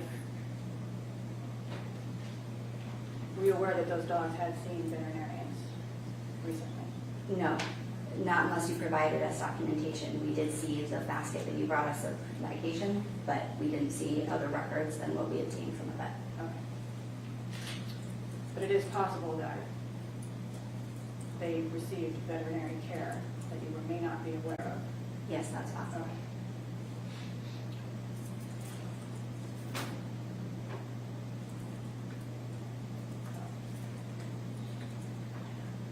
So you had stated that Ms. Nordstrom said that she was not allowed access to the bedrooms and the bathroom? That's Correct, that was what was written in her report. Okay. Do you know if she asked if she could have access? I do believe she asked. Is it possible she didn't ask and she just walked in? She walked through the house, went into the, Your Honor, I believe it's just becoming too speculative. Sustained.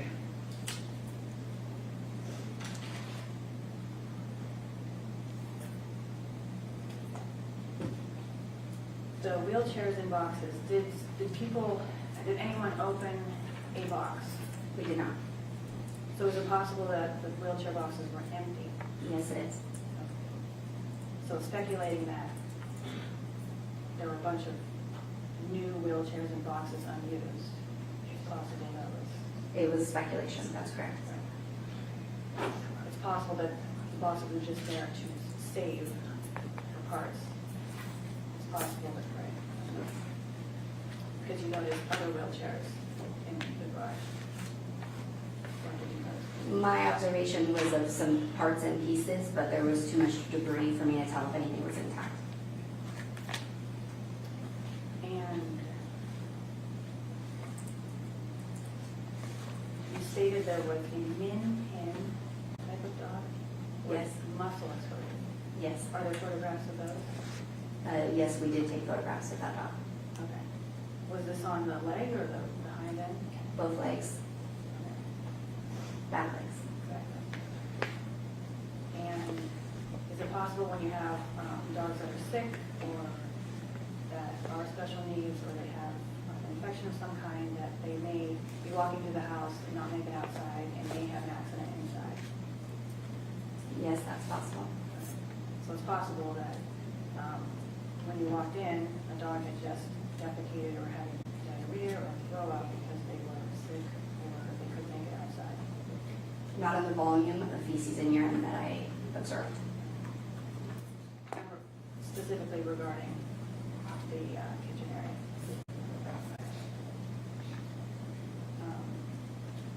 Ruby, are you aware that she was under veterinary care? I'm aware that she had been to a veterinarian, yes. And that she was being treated for her wounds on her open tail? I'm aware that the veterinarian conveyed to the Chandler Police Department that they were very concerned about that dog. And are you aware that there were 2 doors accessing the garage? I do believe that that was discovered later after the fire department was pulling the debris and trying to get the garage door open, that they did find another door. So there was a door accessible from the garage to the outside backyard, That was the door we entered in, yes. and then there was a door accessing the house to the garage. I never saw that one. But it's possible there was another door, correct? It's always possible, yes.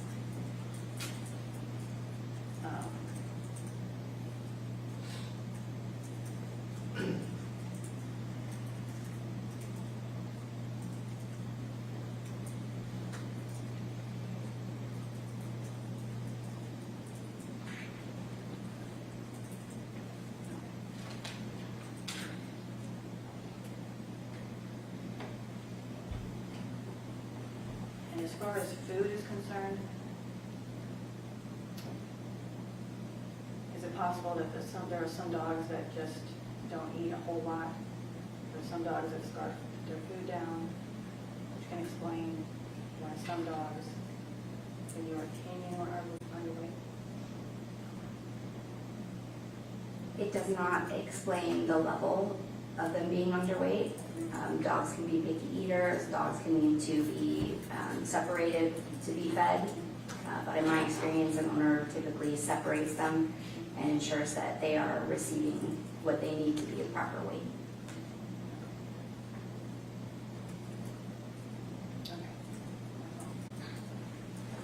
Any, no other questions? Any redirect, Mr. Yu? Just real briefly, Your Honor.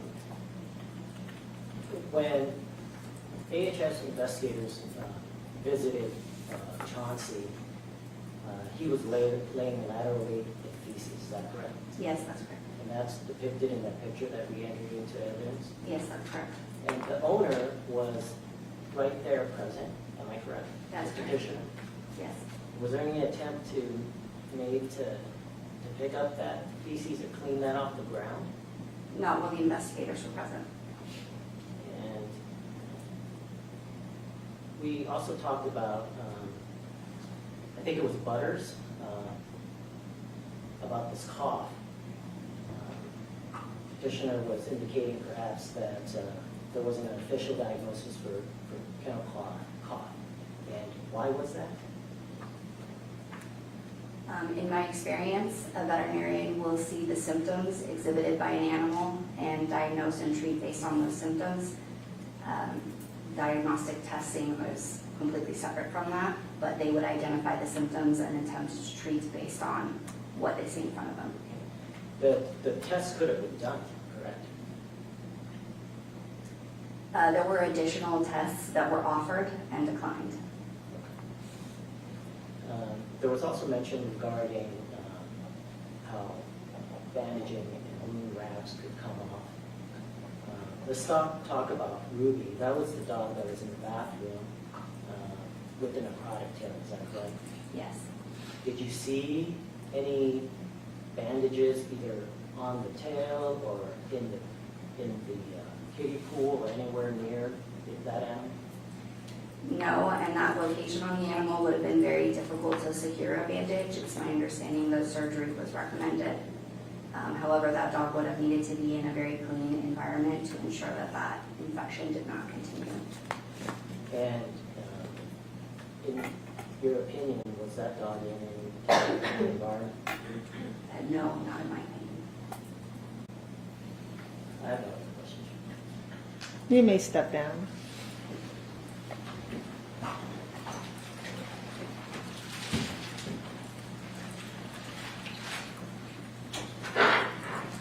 State calls Sergeant Basie.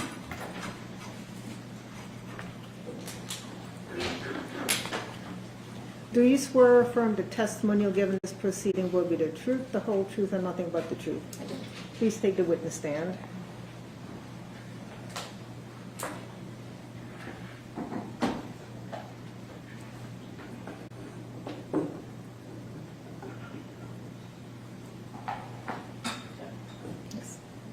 Sergeant Basie, can you state your name and spell your last name for the record? Sergeant Nicole Basie, B as in Victor, A-S-E-Y. And how are you employed? I'm currently a police officer with the city of Chandler. And how long have you been a police officer with the city? I've been a police officer for 15 years, and the last 4 years I've been the rank of sergeant. I'm sorry? The last 4 years I've been the rank of sergeant. Okay. And do you have any do you hold any special certifications that would be relevant to this case? Yes, in 2014 I obtained my Certified Humane Investigator certificate that I obtained through the University of Missouri. And how long did it take for you to train that certification? It was 3 different courses that were 40 hours each, so a total of 120 hours. And did you receive any post-academy training having to do with animal crimes? Yes, over the several past years, I've taken probably 10 to 15 different courses offered through either the Humane Society, AZ Post, or Maricopa County Sheriff's Office. And you're basically the animal cruelty officer for the Chandler Police Department, is that correct? Correct. Is there any unit in the city of Chandler that, is there any animal cruelty unit in the city of Chandler? No, there's not. So you being, well, let's try that. How many animal cruelty investigations have you been involved in? Since 2011, I'd have to say either involved in or the case agent over 100.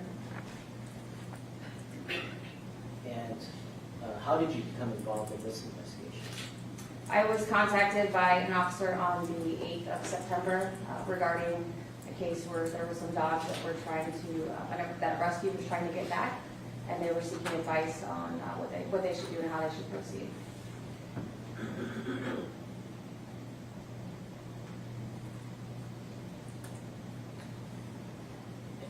As part of your investigation, did you have a conversation with the petitioner in this case?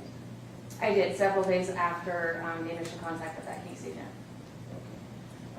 Would that be on September the 19th? That's correct.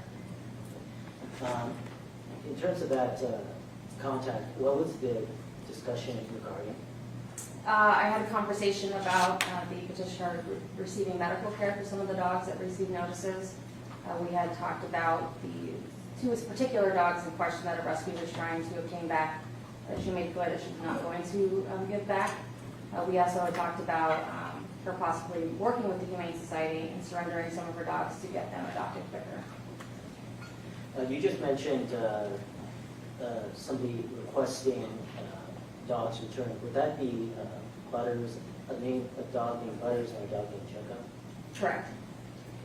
And that request was made by an individual by the name of Rebecca Arizmendi, is that correct?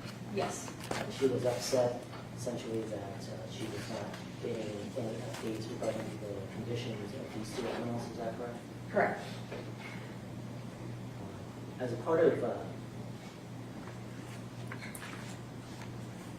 did you, in terms of your discussions, I think you mentioned that part of the discussion was to talk about the 5 dogs that the Arizona Humane Society had ordered her to take to the vet, is that correct? Yes. And did you confirm that she did take these dogs to the vet?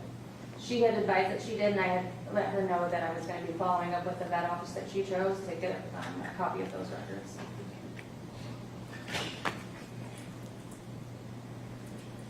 On that same day, did you receive medical records from the petitioner's veterinarian? I did. And was that vet from Market Street Pet Hospital? Correct. And with regard to Chauncey, what did the records indicate? If I recall correctly, it was that the dog was underweight, could not stand or walk on her own. If I recall, I had a body conditioning score too. Was there also some specific mention regarding pain in the hind limbs? Yes, that there was deep pain in the hind limb.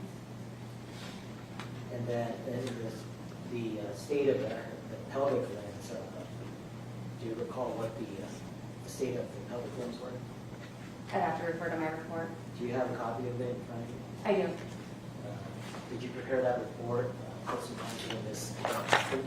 Correct. And it's accurate?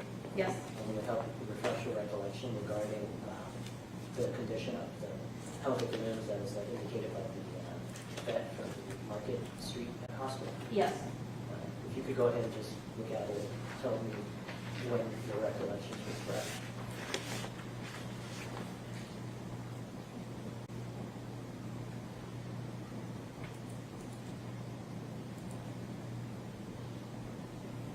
Are you talking about the deep pain that's present in the hind limbs for Chauncey? The pelvic limbs for Johnson?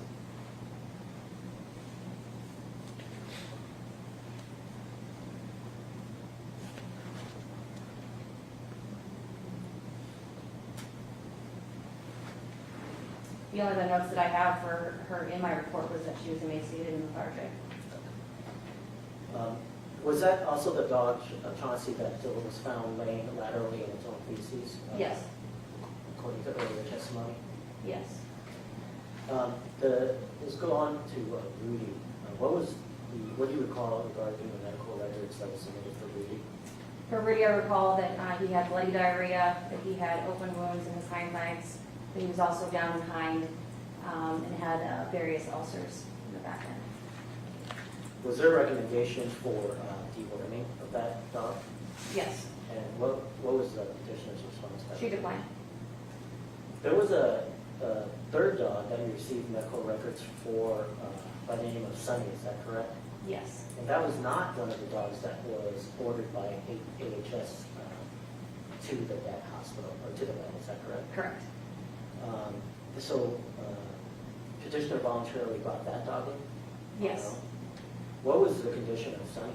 The study was also down and hind, the vet had recommended a double amputation of both rear legs due to bone exposure. So she had brought in these dogs voluntarily, or actually at the direction of Arizona Humane Society, just so that clear, these dogs were seen and treated, or treatment was recommended, is that correct? Correct. And then they didn't remain at the vet. No, they did not. These dogs were then returned to the petitioner, is that correct? Yes, And then she went back home with them. yes. Now, what ultimately happened with these three dogs? They were euthanized. On September 20, did you have another conversation with petitioner? Yes. And what was that nature of that conversation? Conducting additional medical treatment that the vet had recommended for the animals that she received a notice for. We had also discussed further working with the Humane Society to get her to surrender some more of the dogs. We had also discussed, just because I was told there was a large amount of animals in the home, that the potential of the ammonia levels in that house, and then just the continued care of those dogs. So basically, just your concerns regarding the ammonia levels. Was there any discussion regarding the number of dogs that she possibly had? She estimated that she had 25 to 30 animals. Was that a concern to you? Yes. Did you also discuss the injuries that were observed on these dogs, or the conditions of these dogs? The ones that were taken to the vet, yes, and just ensuring that they continued treatment with that vet.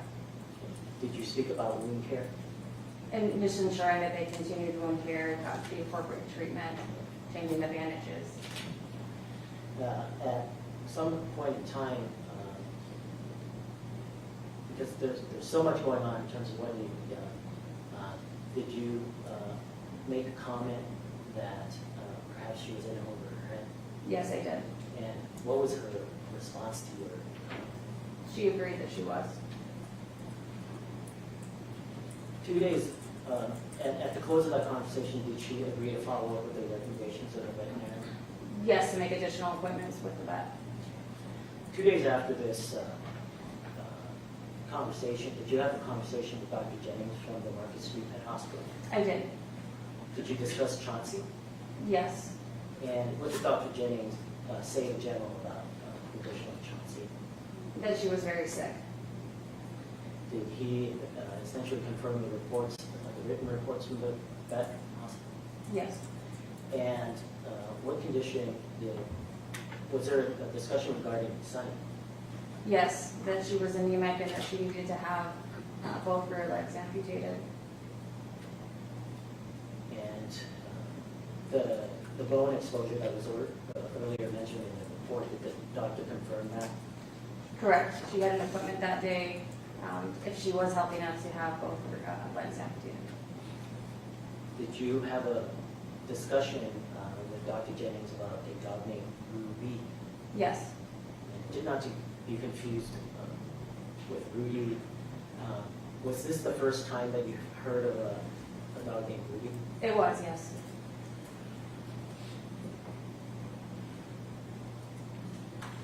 And what was the discussion regarding Ruby?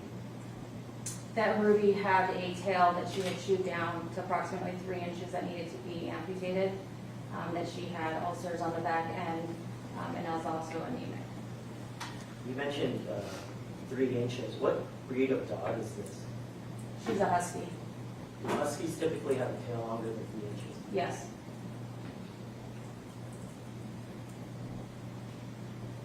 There was no, prior to this report, there was no mention of Ruby in any of the Arizona Humane Society reports, is that correct? Correct. She was found ultimately during the search warrant in the bathroom, is that correct? Yes. Presumably she was hidden in that room. Yes. After speaking with Dr. Jennings, did you receive some more medical reports from the vet tech from that hospital? Yes. The reports, what did that report indicate?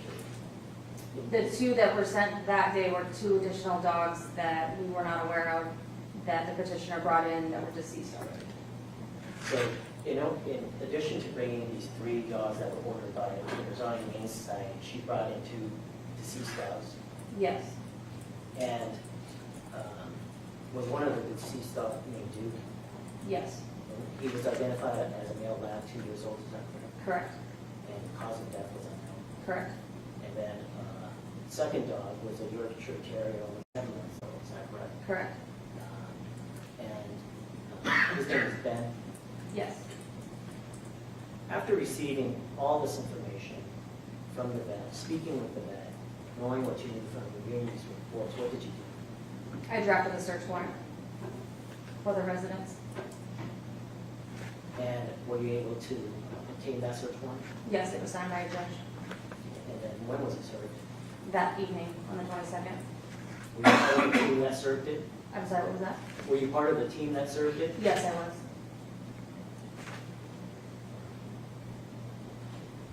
Can you tell me, I guess essentially what happened when you arrived at the Kessler location? I arrived on scene and contacted the petitioner in her vehicle. She had actually called the police department out of concern for some other people that were near her home. I contacted her and let her know that we had a search warrant for her residence and that we'd be going inside to check on the welfare of her animals. She stated that I would not like what I was going to see, and then she proceeded to escort the team through the backyard. There was a concern for her mother, so we wanted to find her first. So she was warning you about the horrific conditions that you're about to observe? She stated I would not like what I was going to see. And then what did you see when you went into the yard? A lot of debris, the smell of feces, urine. I do recall a single dog in the backyard. I recall seeing a bunch of bowls that were either empty or turned over, mainly a lot of clutter. And then I just recall the smell of ammonia getting stronger as we approached the back door. And did you observe any water? I did not. The testimony, you were sitting next to me when investigator Jesus was talking. Do you agree with her description of the yard? Was that consistent with what you observed? Yes, it was. Did you make entry in the home? I did. And talking generally, how big would you estimate this home to be? Under 1,000 square feet. And what happened as you made entry in the home as that patio door was open? A large amount of animals, dogs came running out. Some were local, some were dragging their hind end. They all immediately rushed us, the investigators. And then most of them were looking at the water bowls trying to drink water. But those water bowls were empty. Correct. Did you make any did you make note of any general conditions of the animals that you saw at that point? I noticed that some of the animals appeared thin, some of them had bandages, open wounds, filthy, dirty, covered in urine, feces. Those are the ones that I initially saw that came out of the residence. After that door was open, did you step into the home? I did. What happened as you stepped into the home? My eyes immediately began to water. The back of my throat was starting to burn, and it was very difficult to breathe And why was that? due to the ammonia levels. What did you smell? if any? Urine, ammonia, feces, what I recall is like an infection, like a necrotic skin. And then just overall, just a foul smell. Infection, that would be like rotting flesh? Would that be an accurate description? Yes, I didn't see that right when I walked in, but that's just what it reminded me of. Did you see, what did you see crates in there? I did. And how would you describe that? When you walk into the kitchen, there was crates that were stacked. There was crates stacked in the, I guess what you call the dining area. Crates stacked in the living room near the front door, to where you couldn't access the front door. There was a playpen with animals in it. There was additional loose dogs that were in the corner. That's what I recall. Let the record reflect, I'm showing depending on I marked as states 8. Right. I'm going to show you what I marked as states exhibit 8. What, is that a picture? It is a picture. And what is it a picture of? Right when you walk through the back door, there were several bowls that contained, about 3.5 bowls that had some food in it, and then some other empty bowls. Um,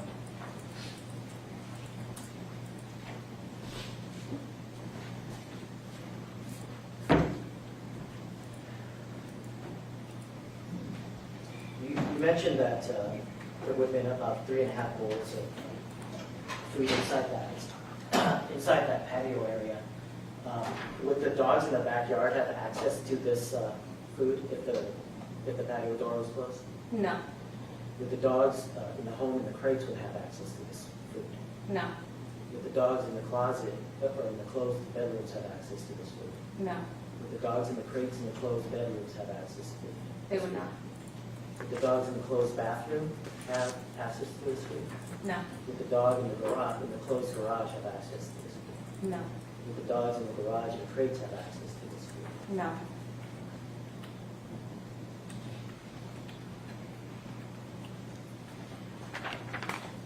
And you also heard the testimony of Inspector or HSH Rep. Rudy Jesus was with her description of the interior of that area as you walked in be consistent with what you observed? Yes, Did you make entry into the kitchen and living room areas of that home? yes, And Your Honor, did I make a You did not. motion? I'd like a motion to make that exhibit. Any objection to State's Exhibit 8? 8 is admitted. What did you observe in terms of the condition of the kitchen and living room areas? just like the overall rooms. You're Yeah, just the condition, like what you observed. Several crates stacked, a lot of clutter, urine, feces on the floor, various blankets, dirty towels, 2 couches that didn't have crates on them that appeared to be used, I'm assuming by humans or dogs that were free roaming, and just a lot of debris throughout the house. Did you observe any of the crates with more than one dog in it? Yes, Can you describe the judge what he saw in that regard? there were some crates that contained 2 or more dogs in them that they shared the same kennel, that were stacked on top of other dogs that were across the kennels. Did you make note of the conditions of the puppy pads and the towels that were in these crates? Yeah, there were caked with feces, soaked with urine, and then the crates had bowls that were either empty or turned over. Did you observe any water in any of these? None of the crates had water. In terms of water in the house, what is your recollection as to water in the house? I did not see any bowl that contained any amount of water. In the entire house? Correct. How about the yard? I did not see any. The only water that I saw, was when the Humane Society provided water to the dogs that exited the house. What about the garage? No water. You heard also the testimony as described by Ms. Jesus. Would you agree with her description as to the living and kitchen area? Yes.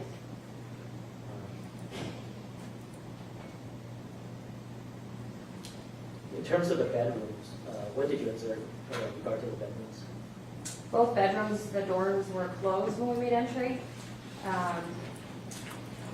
Initially, another investigator walked into the rooms before I did. When I did make entry, there was additional dogs, some were loose, some were stacked in crates. The same condition of those bedrooms was the same throughout the house. There was feces, urine, food, kibble kind of thrown about the room. The rooms were very dark. We couldn't find a light to turn on, so it's hard to see close up without a flashlight. And you also heard the testimony as described by Ms. Jesus. Would you agree with her as to her assessment of the conditions of those bedrooms? Yes.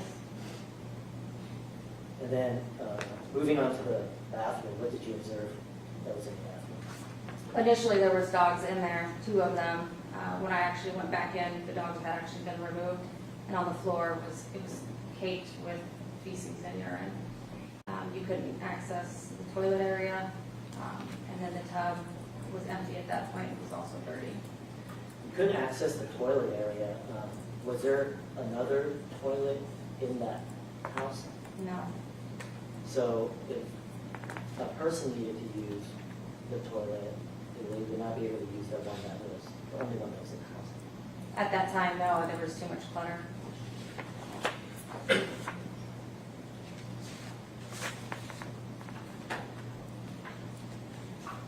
And Ms. Jesus' description of the bathroom, would you agree that that would be consistent with what you observed as well? Yes. Did you make entry into the garage at some point? Yes. What did you observe there? Initially, there was dogs. I recall one being loose and then others that were stacked or that were in their crates.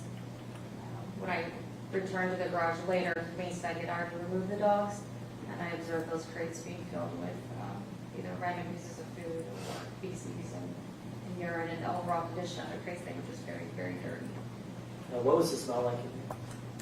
It was a very strong smell of ammonia and feces again. Was there any ventilation in that garage? No. Would you agree with Ms. Jesus when she indicated that it was about 90 degrees in there? Yes, it was a lot warmer than the rest of the home. What time was that? The search warrant was served at approximately 5:30 p.m. So not during the heat of the day even? Correct. Was the description given by Ms. Jesus regarding the garage consistent with what you observed? Yes.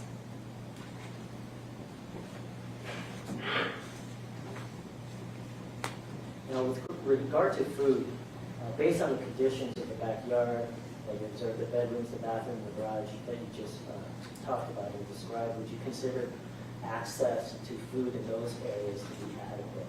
No. Would you consider access to, based on the conditions now with the backyard, let's include the living room and the kitchen, as well as the bedrooms, the bathroom, and the garage, would you consider access to waters in those areas to be adequate? No. Based on what you observed of the conditions of the backyard, the living room, the kitchen, the bedroom, the bathroom, the garage, would you consider those areas as you just described as being adequate shelter? No. At some point in time, after you made entry, fire was called, is that correct? Fire department? That's correct. Why was that? We wanted to attempt to get an ammonia reading in the home. And why did you want to do that? Was that to determine whether or not it was safe? Correct, for humans or pets to be inside the home. And did fire respond? They did. And just tell me how that occurred and what happened. So initially, the fire department had their own reading. They suited up in gear. They went to the back door and they refused to go in. They said it was the levels were too high. So they had suggested a industrial hygienist be called to the scene to give a better reading of the various levels throughout the home. Was it at that point in time that the decision was made to evacuate the home? Correct. Did the industrial hygienist respond to the scene? He did. And what happened after he responded to the scene? He advised that the readings were too high for us to be inside and suggested several hours of ventilation with the doors open and the windows open to try to bring those ammonia levels down before we made re-entry. And did the fire department attempt to ventilate that house as you described? Yes, they did. How did they do that? Opening the front door, the back door, the windows, and adding several fans, industrial-sized fans, to get those levels down. Was there somewhat of an urgency to get some of these animals out of the home? We were concerned, yes, due to the medical state and also because of the ammonia levels. And as a result of that urgency, what did the fire department personnel do? They assisted in bringing the dogs out to the Humane Society so they can then take custody. Before they made entry into the home, did they don rubber boots? They did, yes.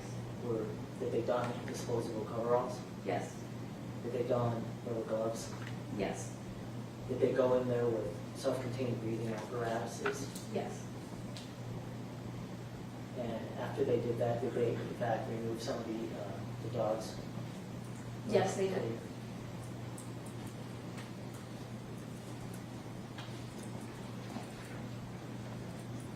I'm going to show you what I marked as State's Exhibit number 9, which I'm showing you the petition.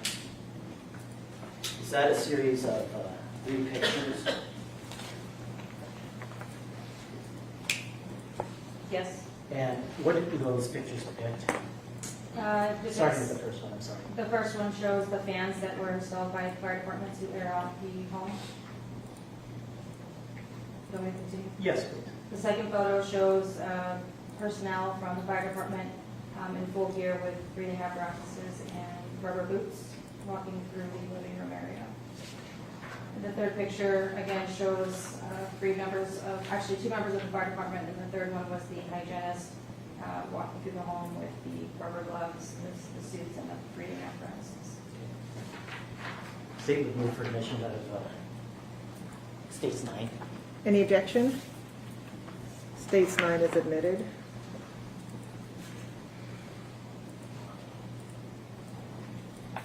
At some point in time, fire personnel as well as Humane Society personnel is allowed to enter back into the home, is that correct? Correct. We were left being the main areas of the home. How long would you estimate you were waiting before the house was deemed safe enough for you to enter? About every 2 to 3 hours.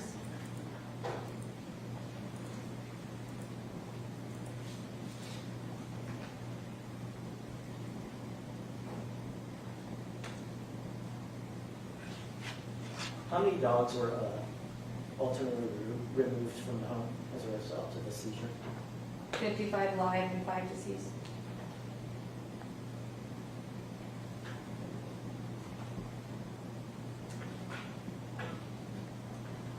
At some point in time after the house was essentially cleared, did you have a conversation with the petitioner? Yes. Did you ask her if there might be some deceased dogs in the home? I did. Why did you ask her that? Based on my training and experience, typically individuals who have hoarding tendencies sometimes will place deceased animals in freezers. And what was her response when you asked her if she had any deceased dogs? Initially, she stated no. I explained that I was going to check the freezer, and that's when she indicated there was at least 3. And based on that statement, did you look into the refrigerator? I looked in the fridge and the freezer. Let the record reflect I'm showing petitioner states 10.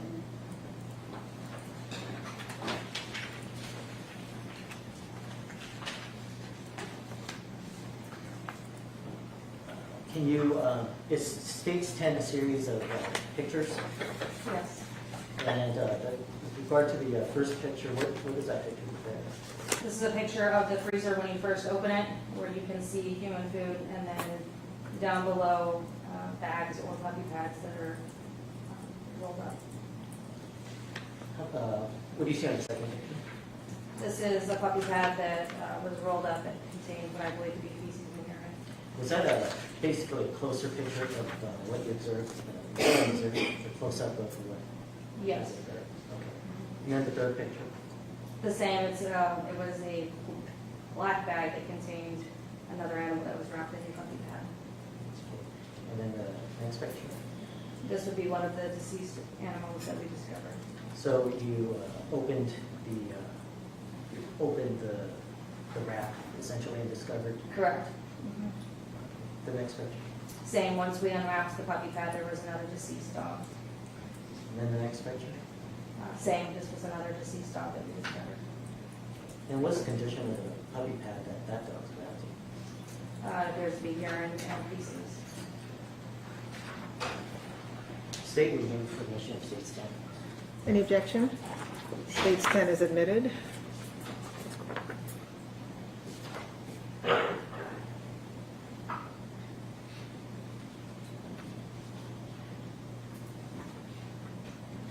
As part of your conversation with the petitioner, how long did she indicate she was in that home? Approximately 4 years. Did she indicate that she was operating a rescue out of that home? Yes, for less than a year. So she took responsibility for the care of these animals, like admitted to you that she was operating this rescue. Yes.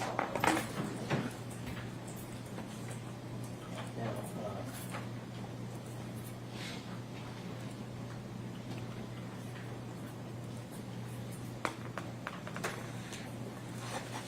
did you have a conversation, during this conversation, was there an admission, again, that she was, quote, in over her head? Yes. Can you tell the court what that context, how that subject came up and what the context was? We were just discussing the number of animals, and she was unaware that she had 55 animals in her home. And that she had taken on too many animals to be able to care for them all properly. Did she indicate how many dogs that she thought she had? The original 25 to 30. So in your conversation with her, she didn't really even realize that she had 55 dogs? Correct. Did you have a conversation with her about her employment? She stated she was not employed. The puppies that were found in the freezer, did you ask her about those? I did. And what did she say with regard to those puppies? She had stated that they had passed away over the weekend, and she put them in the freezer with the intention of taking them to the vet office on a Monday, but she had not done that yet. Did they all pass away on the weekend, or were there some that passed away before that? My understanding was that they passed away like several weeks before.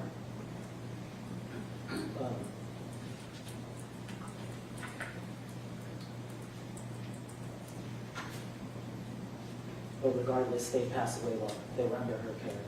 Correct. As part of your interview with her, did she tell you that she would take dogs out of their kennels and clean their wounds and put medicine on them and then rebandage them? Yeah, she said that she did that. Do you feel that this was a truthful statement? No, I do not. Why do you believe that it's not accurate? Due to the status and how the dogs were, the crates, how filthy they were, the urine, the feces, the conditions of several of the dogs and their injuries, whether it be open wounds, blood present, bone exposure, I didn't feel as though that they were being changed as often as she had indicated. Specifically, did you make note of a dog by the name of Victory? Yes, I later learned her name was Victor. What was Victory's condition when you observed it? Her rear legs were bandaged.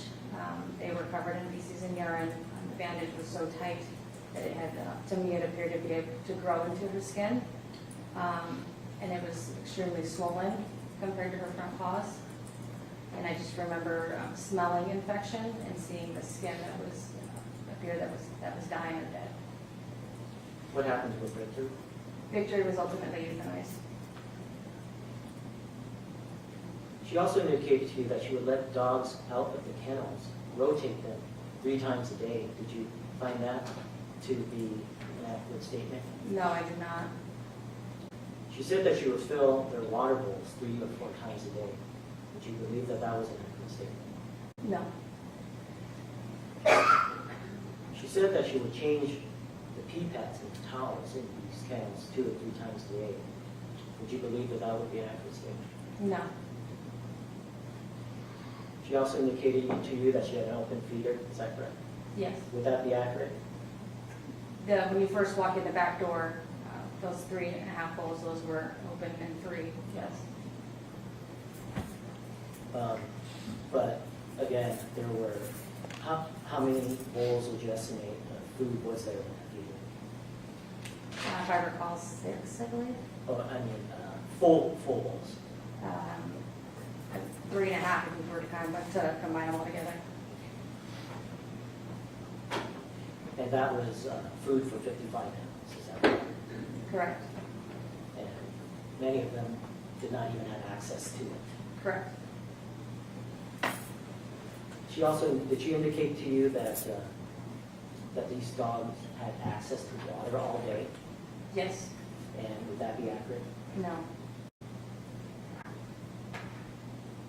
She said that she was also always cleaning. Would you describe that statement as an accurate statement? No, I would not.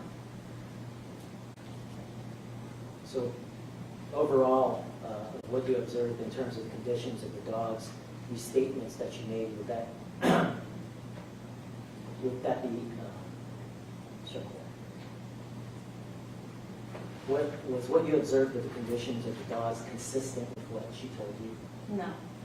Was what you observed with the conditions of the kennels or the crates consistent with what she told you? No. Was what you observed of the backyard or the house or the garage consistent with what she told you? No. Going back to the 2 dogs that were brought to the vet deceased, did you ask her how those dogs died? I did. What did she say happened to Duke? She stated that I believe it was a respiratory issue. And what did she tell you about Ben, the 7-month-old baby? That he had neurological issues and also an upper respiratory issue. Let's talk about, did you have a conversation with her regarding Butters? Yes. Butters was a dog that was found with open wounds on his toes, is that correct? Correct. And how long did she tell you that Butters had wounds on his paws? A few weeks.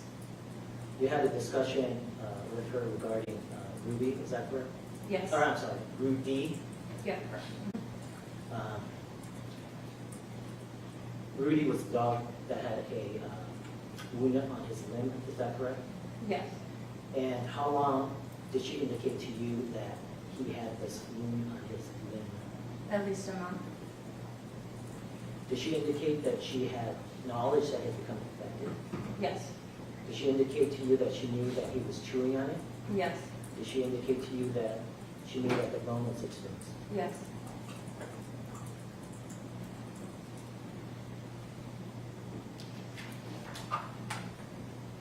Your Honor, are we on 11? Yes, we're on 11. Your Honor, let the record reflect I'm showing petitioner with Mark that states in it.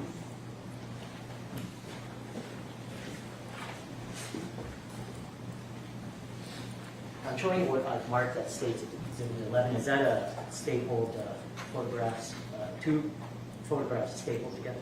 It is, yes. And what does the first photograph indicate or show?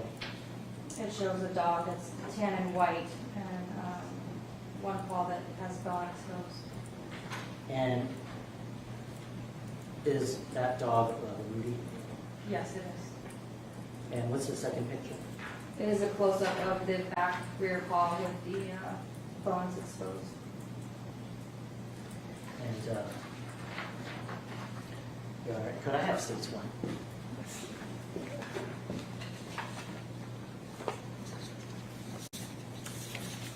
This photograph was taken on September 22nd, is that correct? Yes, it was. I'm going to show you what I previously marked as states exhibit number 1. Can you tell us what that is a picture of? This is a picture of Rudy in the backyard laying down with his rear paws being bandaged. And that was taken on September the 19th, is that correct? That's correct. So 3 days before this picture of the exposed bone. Yes. And that bandage was placed presumably by the vet that she had just taken these dogs to, is that correct? I'm not sure who placed the bandage on there. And 3 days later, the condition of the dog is seen in exhibit number 11, is that correct? Correct. Without the bandage. Unbandaged, bone exposed. Yes. Say it moved for admission of 11. Any objection? 11 is admitted.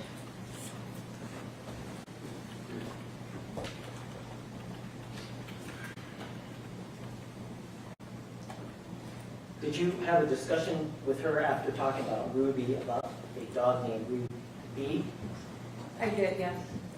And was that the dog that was found in the bathroom? Yes, The dog with the husky tail that was chewed down to 3 inches? correct.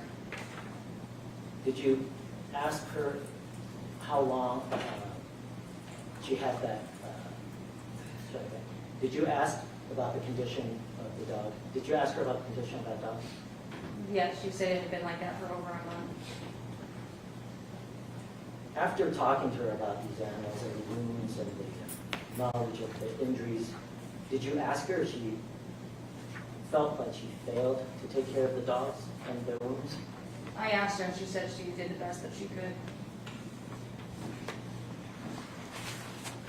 We've talked about now these specific dogs in this case. How would you describe the general condition of the dogs that you observed on the day of the search warrant?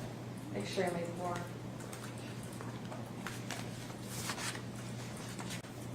Some of these dogs have special needs, is that correct? Yes, Would that be the majority of them? correct. And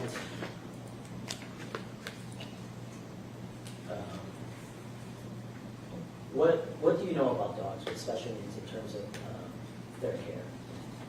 It takes a lot more work than the typical dog that doesn't have special needs.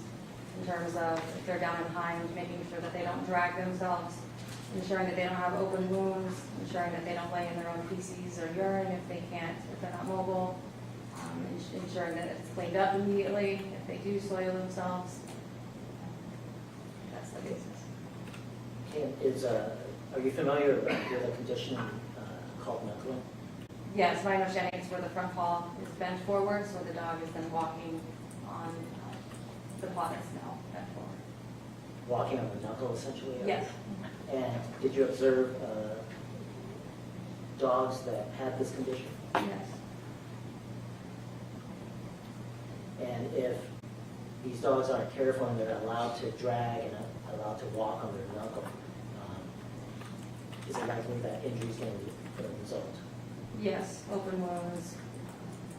If those open wounds aren't treated, it can lead to infection. Would the wounds be more likely to become infected if they were exposed to feces and urine? Yes.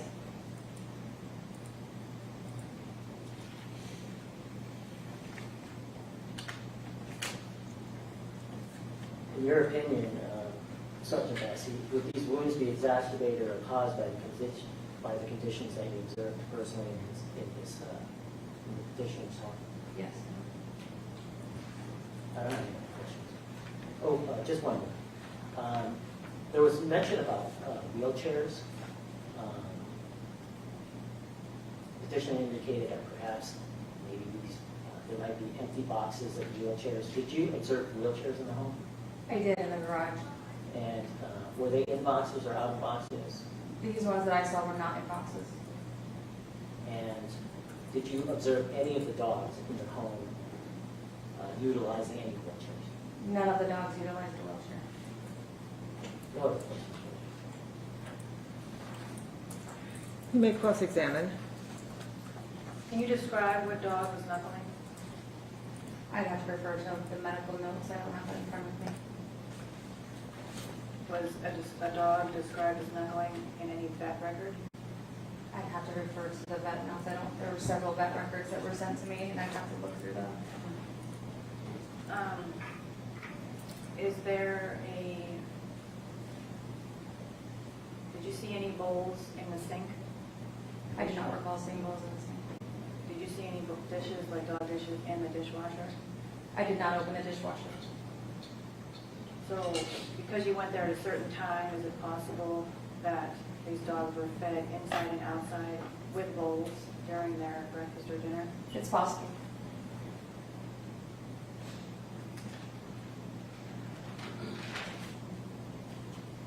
You said there were 2 to 3 dogs in a kennel, is that correct? Correct. How many dogs were actually in a kennel? I don't have that number. I don't know how many were free versus in kennels. Did you witness 3 dogs in a kennel? I recall seeing at least 2 to 3 dogs in kennels, yes. I said 3.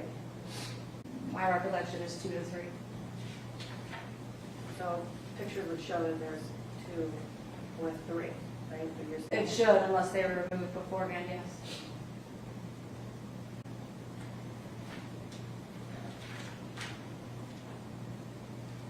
You used the word hidden when you said there was a dog hidden in the bathroom, is that correct? That was my word. Yep. It was behind the closed door. You used the word hidden. Yeah, I could say that it was hidden and behind a closed door. Because you didn't see it right away behind a closed door. Correct. You mentioned decline of care regarding diagnostics or vet records, correct? Yes.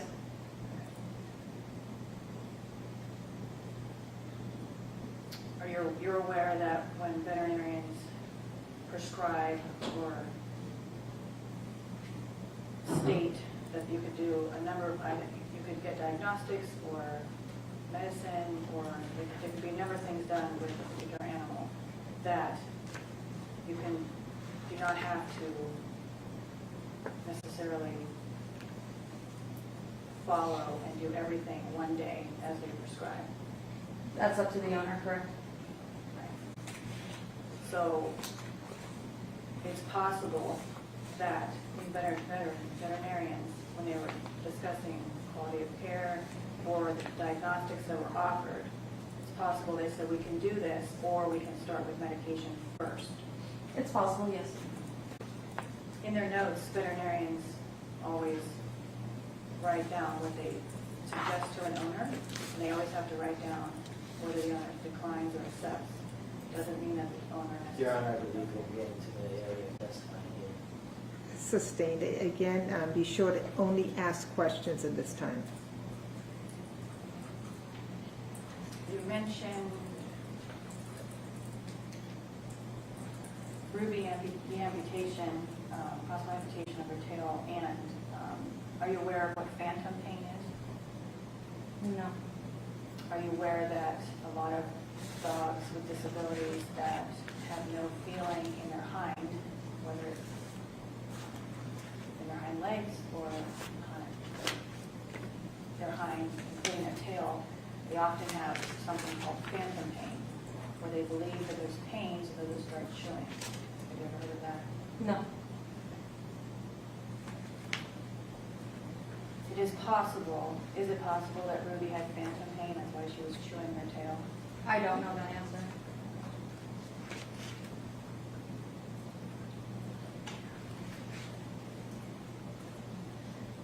And as far as dog food in the bowls in the kitchen, it's possible that the dogs were fed separately in separate areas, outside, and in their rooms, correct?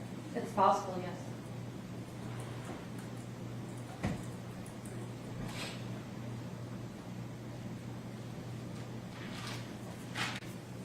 You stated the comment was made, she did the best she could. Correct. Okay, do you remember when that happened, that conversation happened, took place? At the police department during our interview.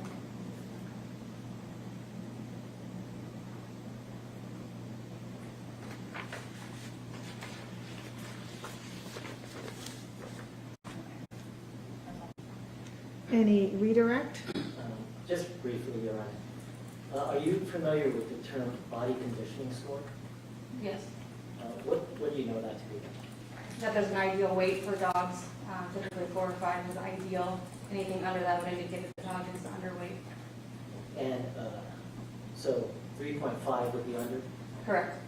2 would be under, Correct. 3 would be under? Correct. Would these numbers be consistent with regular feeds? No. Do you believe that these dogs were fed regularly? I do not. I have no other question. Okay. Sergeant, I have one question for you. Does Ms. McKinley live alone? No, she does not. She lives with her mother, or she lived with her mother. She lived, so there were 2 people who lived in that home. Correct. Okay. Any additional questions based on the court's question, Ms. McKinley? Yes, based on that, how old is the petitioner's mom? I believe she was 80, in her 80s, 84. During your conversations with, well, did you talk to her mom? I did not know.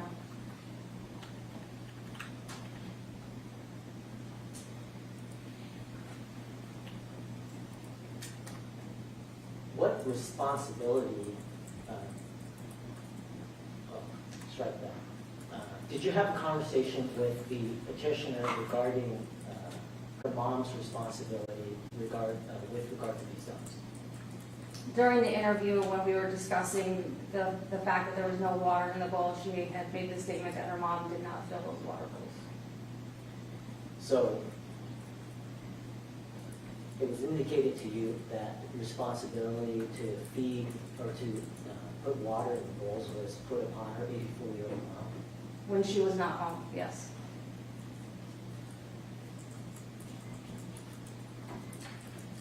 When you did have, when you served the search warrant on the home, the petitioner was there, is that correct?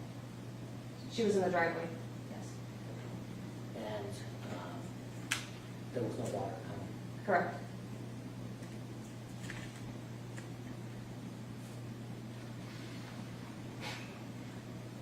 I have no other questions. Ms. McKinley, any additional questions for this witness? Do you know the accurate age of Kathleen McLaughlin? No, I don't have her birthday in front of me. So you're guessing how old she is? Estimating, correct. You may step down.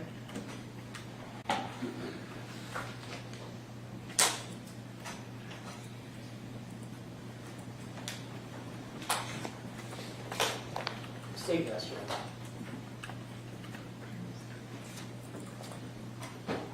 That's the conclusion of the state's evidence in this case. At this point, Ms. McKinley, is there any evidence you'd like to present? No.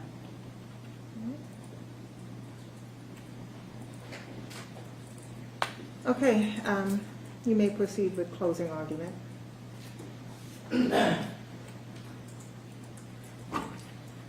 Your Honor, this is a person who twice acknowledged that she was in over her head. And yet, even after having admitted that, she never got any real help. She makes excuses. She twists the truth to create a narrative that she wants to advance from. She told Officer Vasey she would let the dogs out of their kennels 3 times a day and rotate them out.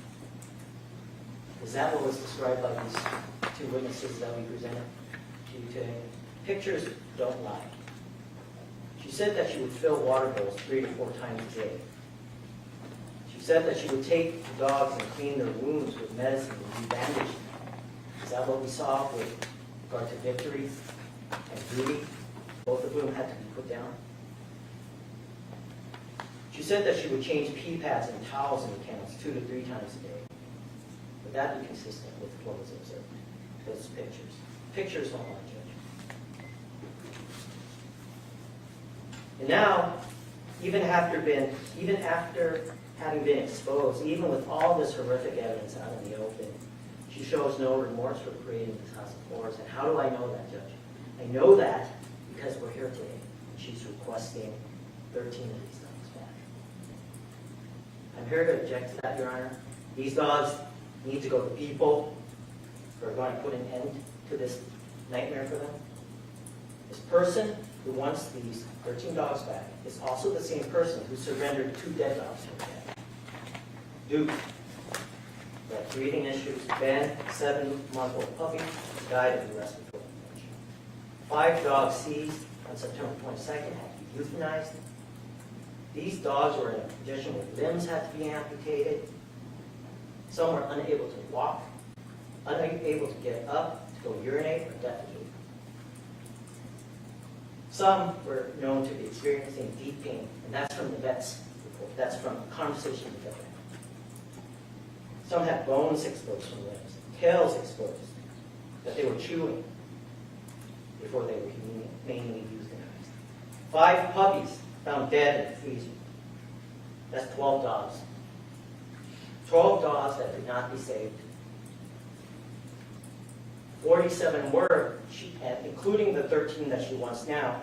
Now, this court has decided whether or not she gets these 13 back. And with all due respect, Your Honor, the answer should be inaccurate.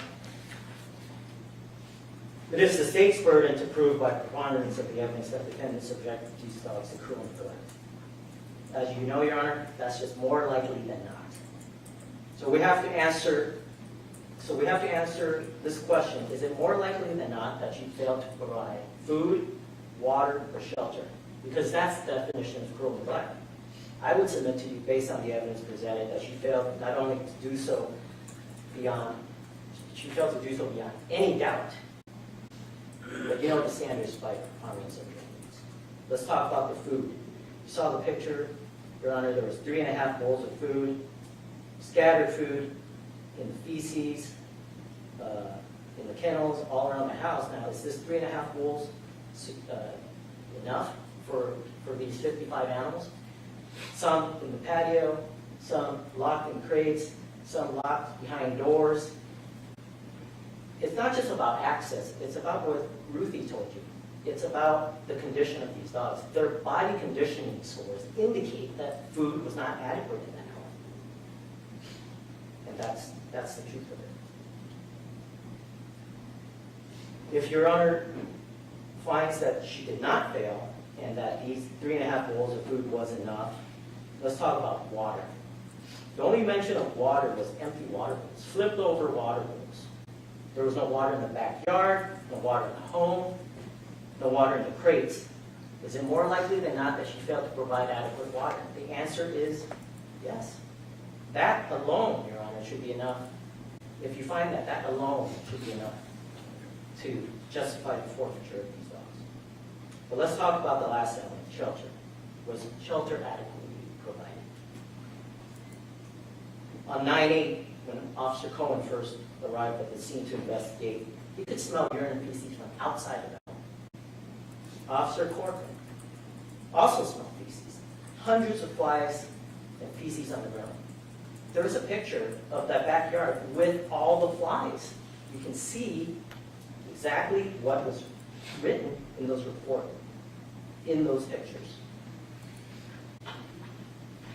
On 9/12, Inspector Nordstrom went to the house. Dogs stacked on top of each other. Strong smell of ammonia. You heard from Ruthie. She also indicated that is not recommended practice. You cannot stack dogs on top of each other on crates because, by definition, the feces and the urine are going to penetrate into the crate underneath.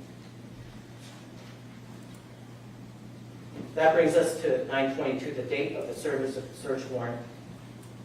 I don't want to spend too much time because we've gone through that. We've seen the pictures of the backyard again. Feces, overwhelming smell of urine, overwhelming smell of ammonia.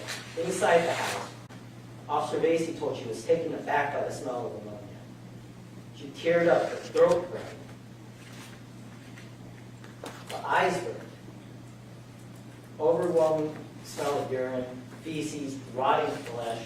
These were necrotic wounds that were soaking in urine.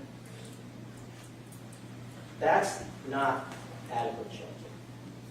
Crates of dogs stacked on top of each other. And the conditions in the living room and kitchen. Some with dogs, more than one dog in the same kennel. Crates with puppy pads and towels caked with feces and soaked in urine. Dogs found sitting in their own urine and feces. It's indicated in that picture of the dogs in the bathroom was disturbing. The German Shepherd, you see that picture, that dog is literally laying in feces. And in that pool, in the kiddie pool that was also in the bathroom, picture of Ruby, tail chewed. If you look at that picture, you see also bloody stool.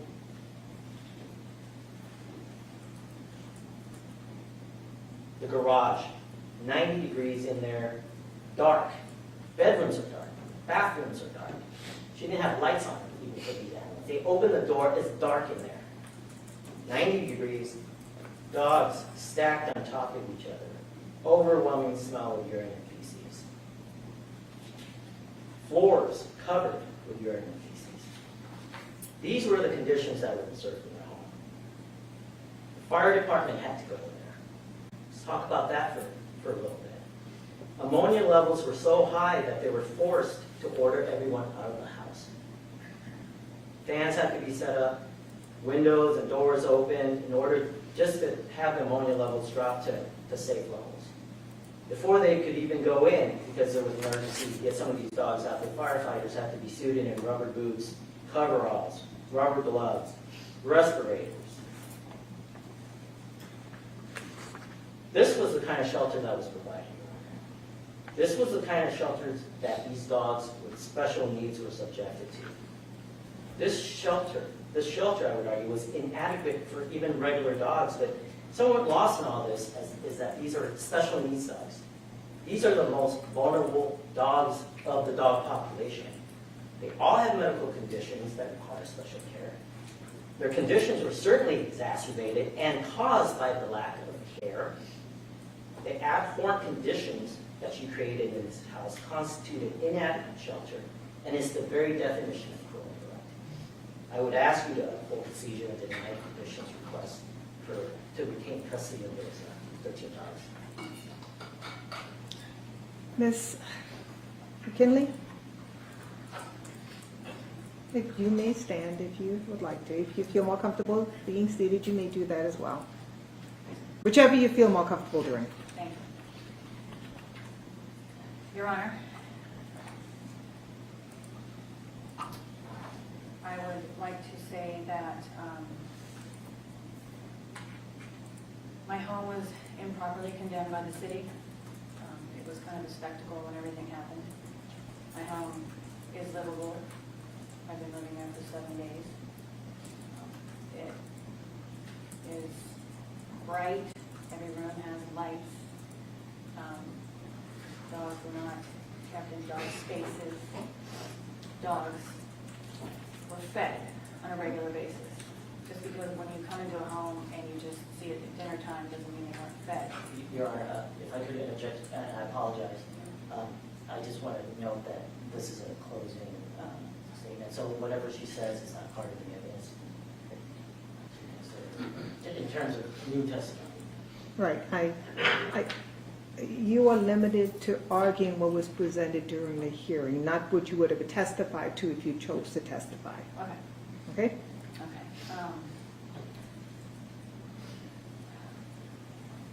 A lot of the dogs that arrived to me arrived in the condition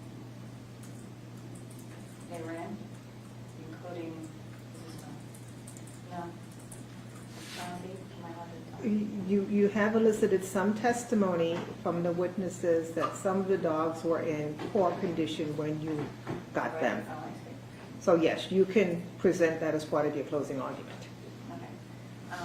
Specifically, Chauncey, as some of these dogs in poor condition arrived 2 or 3 days prior to animal control coming.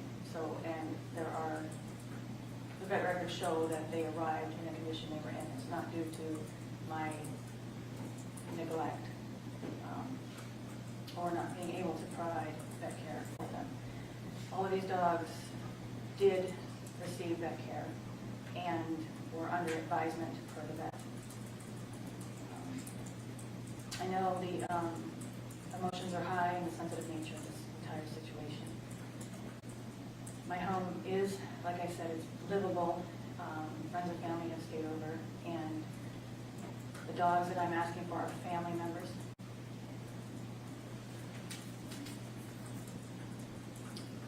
Some of them have been with me for 10 years, 8 years, 7 years, 5 years, 4 years. They're not replaceable. You cannot replace these lives. And that is why I'm requesting those particular dogs.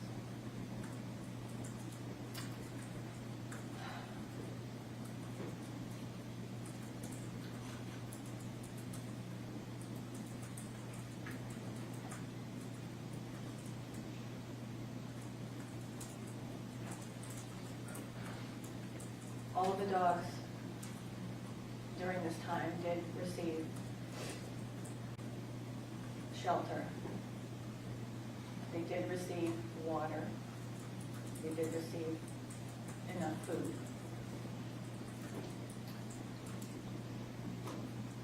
And I'm just asking the court and Your Honor for these particular dogs. That the reason that I continue on is for the dogs. And safety. I mean, they're family members, but they also provide a lot of safety and security to myself and my home. So I'm requesting only these dogs.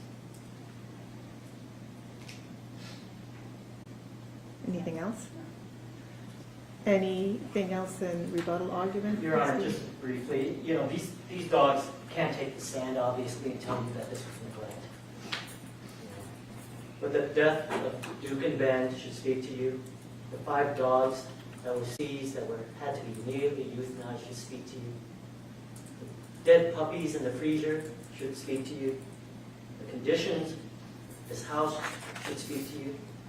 And the injuries that you see in those pictures should speak to you. I'd ask that you deny the petition, of course. And I've considered evidence presented today. The state has to prove that the petitioner, Ms. McKinley, subjected the animals under her care and control to cruel neglect. Cruel neglect means to provide an animal necessary food, water, and shelter. The evidence presented today, Ms. McKinley has convinced me by preponderance of evidence that these animals were not properly cared for. They lived in deplorable conditions. No animal should be forced to live in these conditions. You thought you had 25 to 30, you actually had 60, 5 were dead. You didn't even know how many animals you had. Their condition was ongoing. It wasn't just a one-stop, one check on them and they weren't good at one point. They developed these conditions because you just simply did not care for them appropriately. They were sitting in their own feces and urine, developing sores, could barely walk, were malnourished.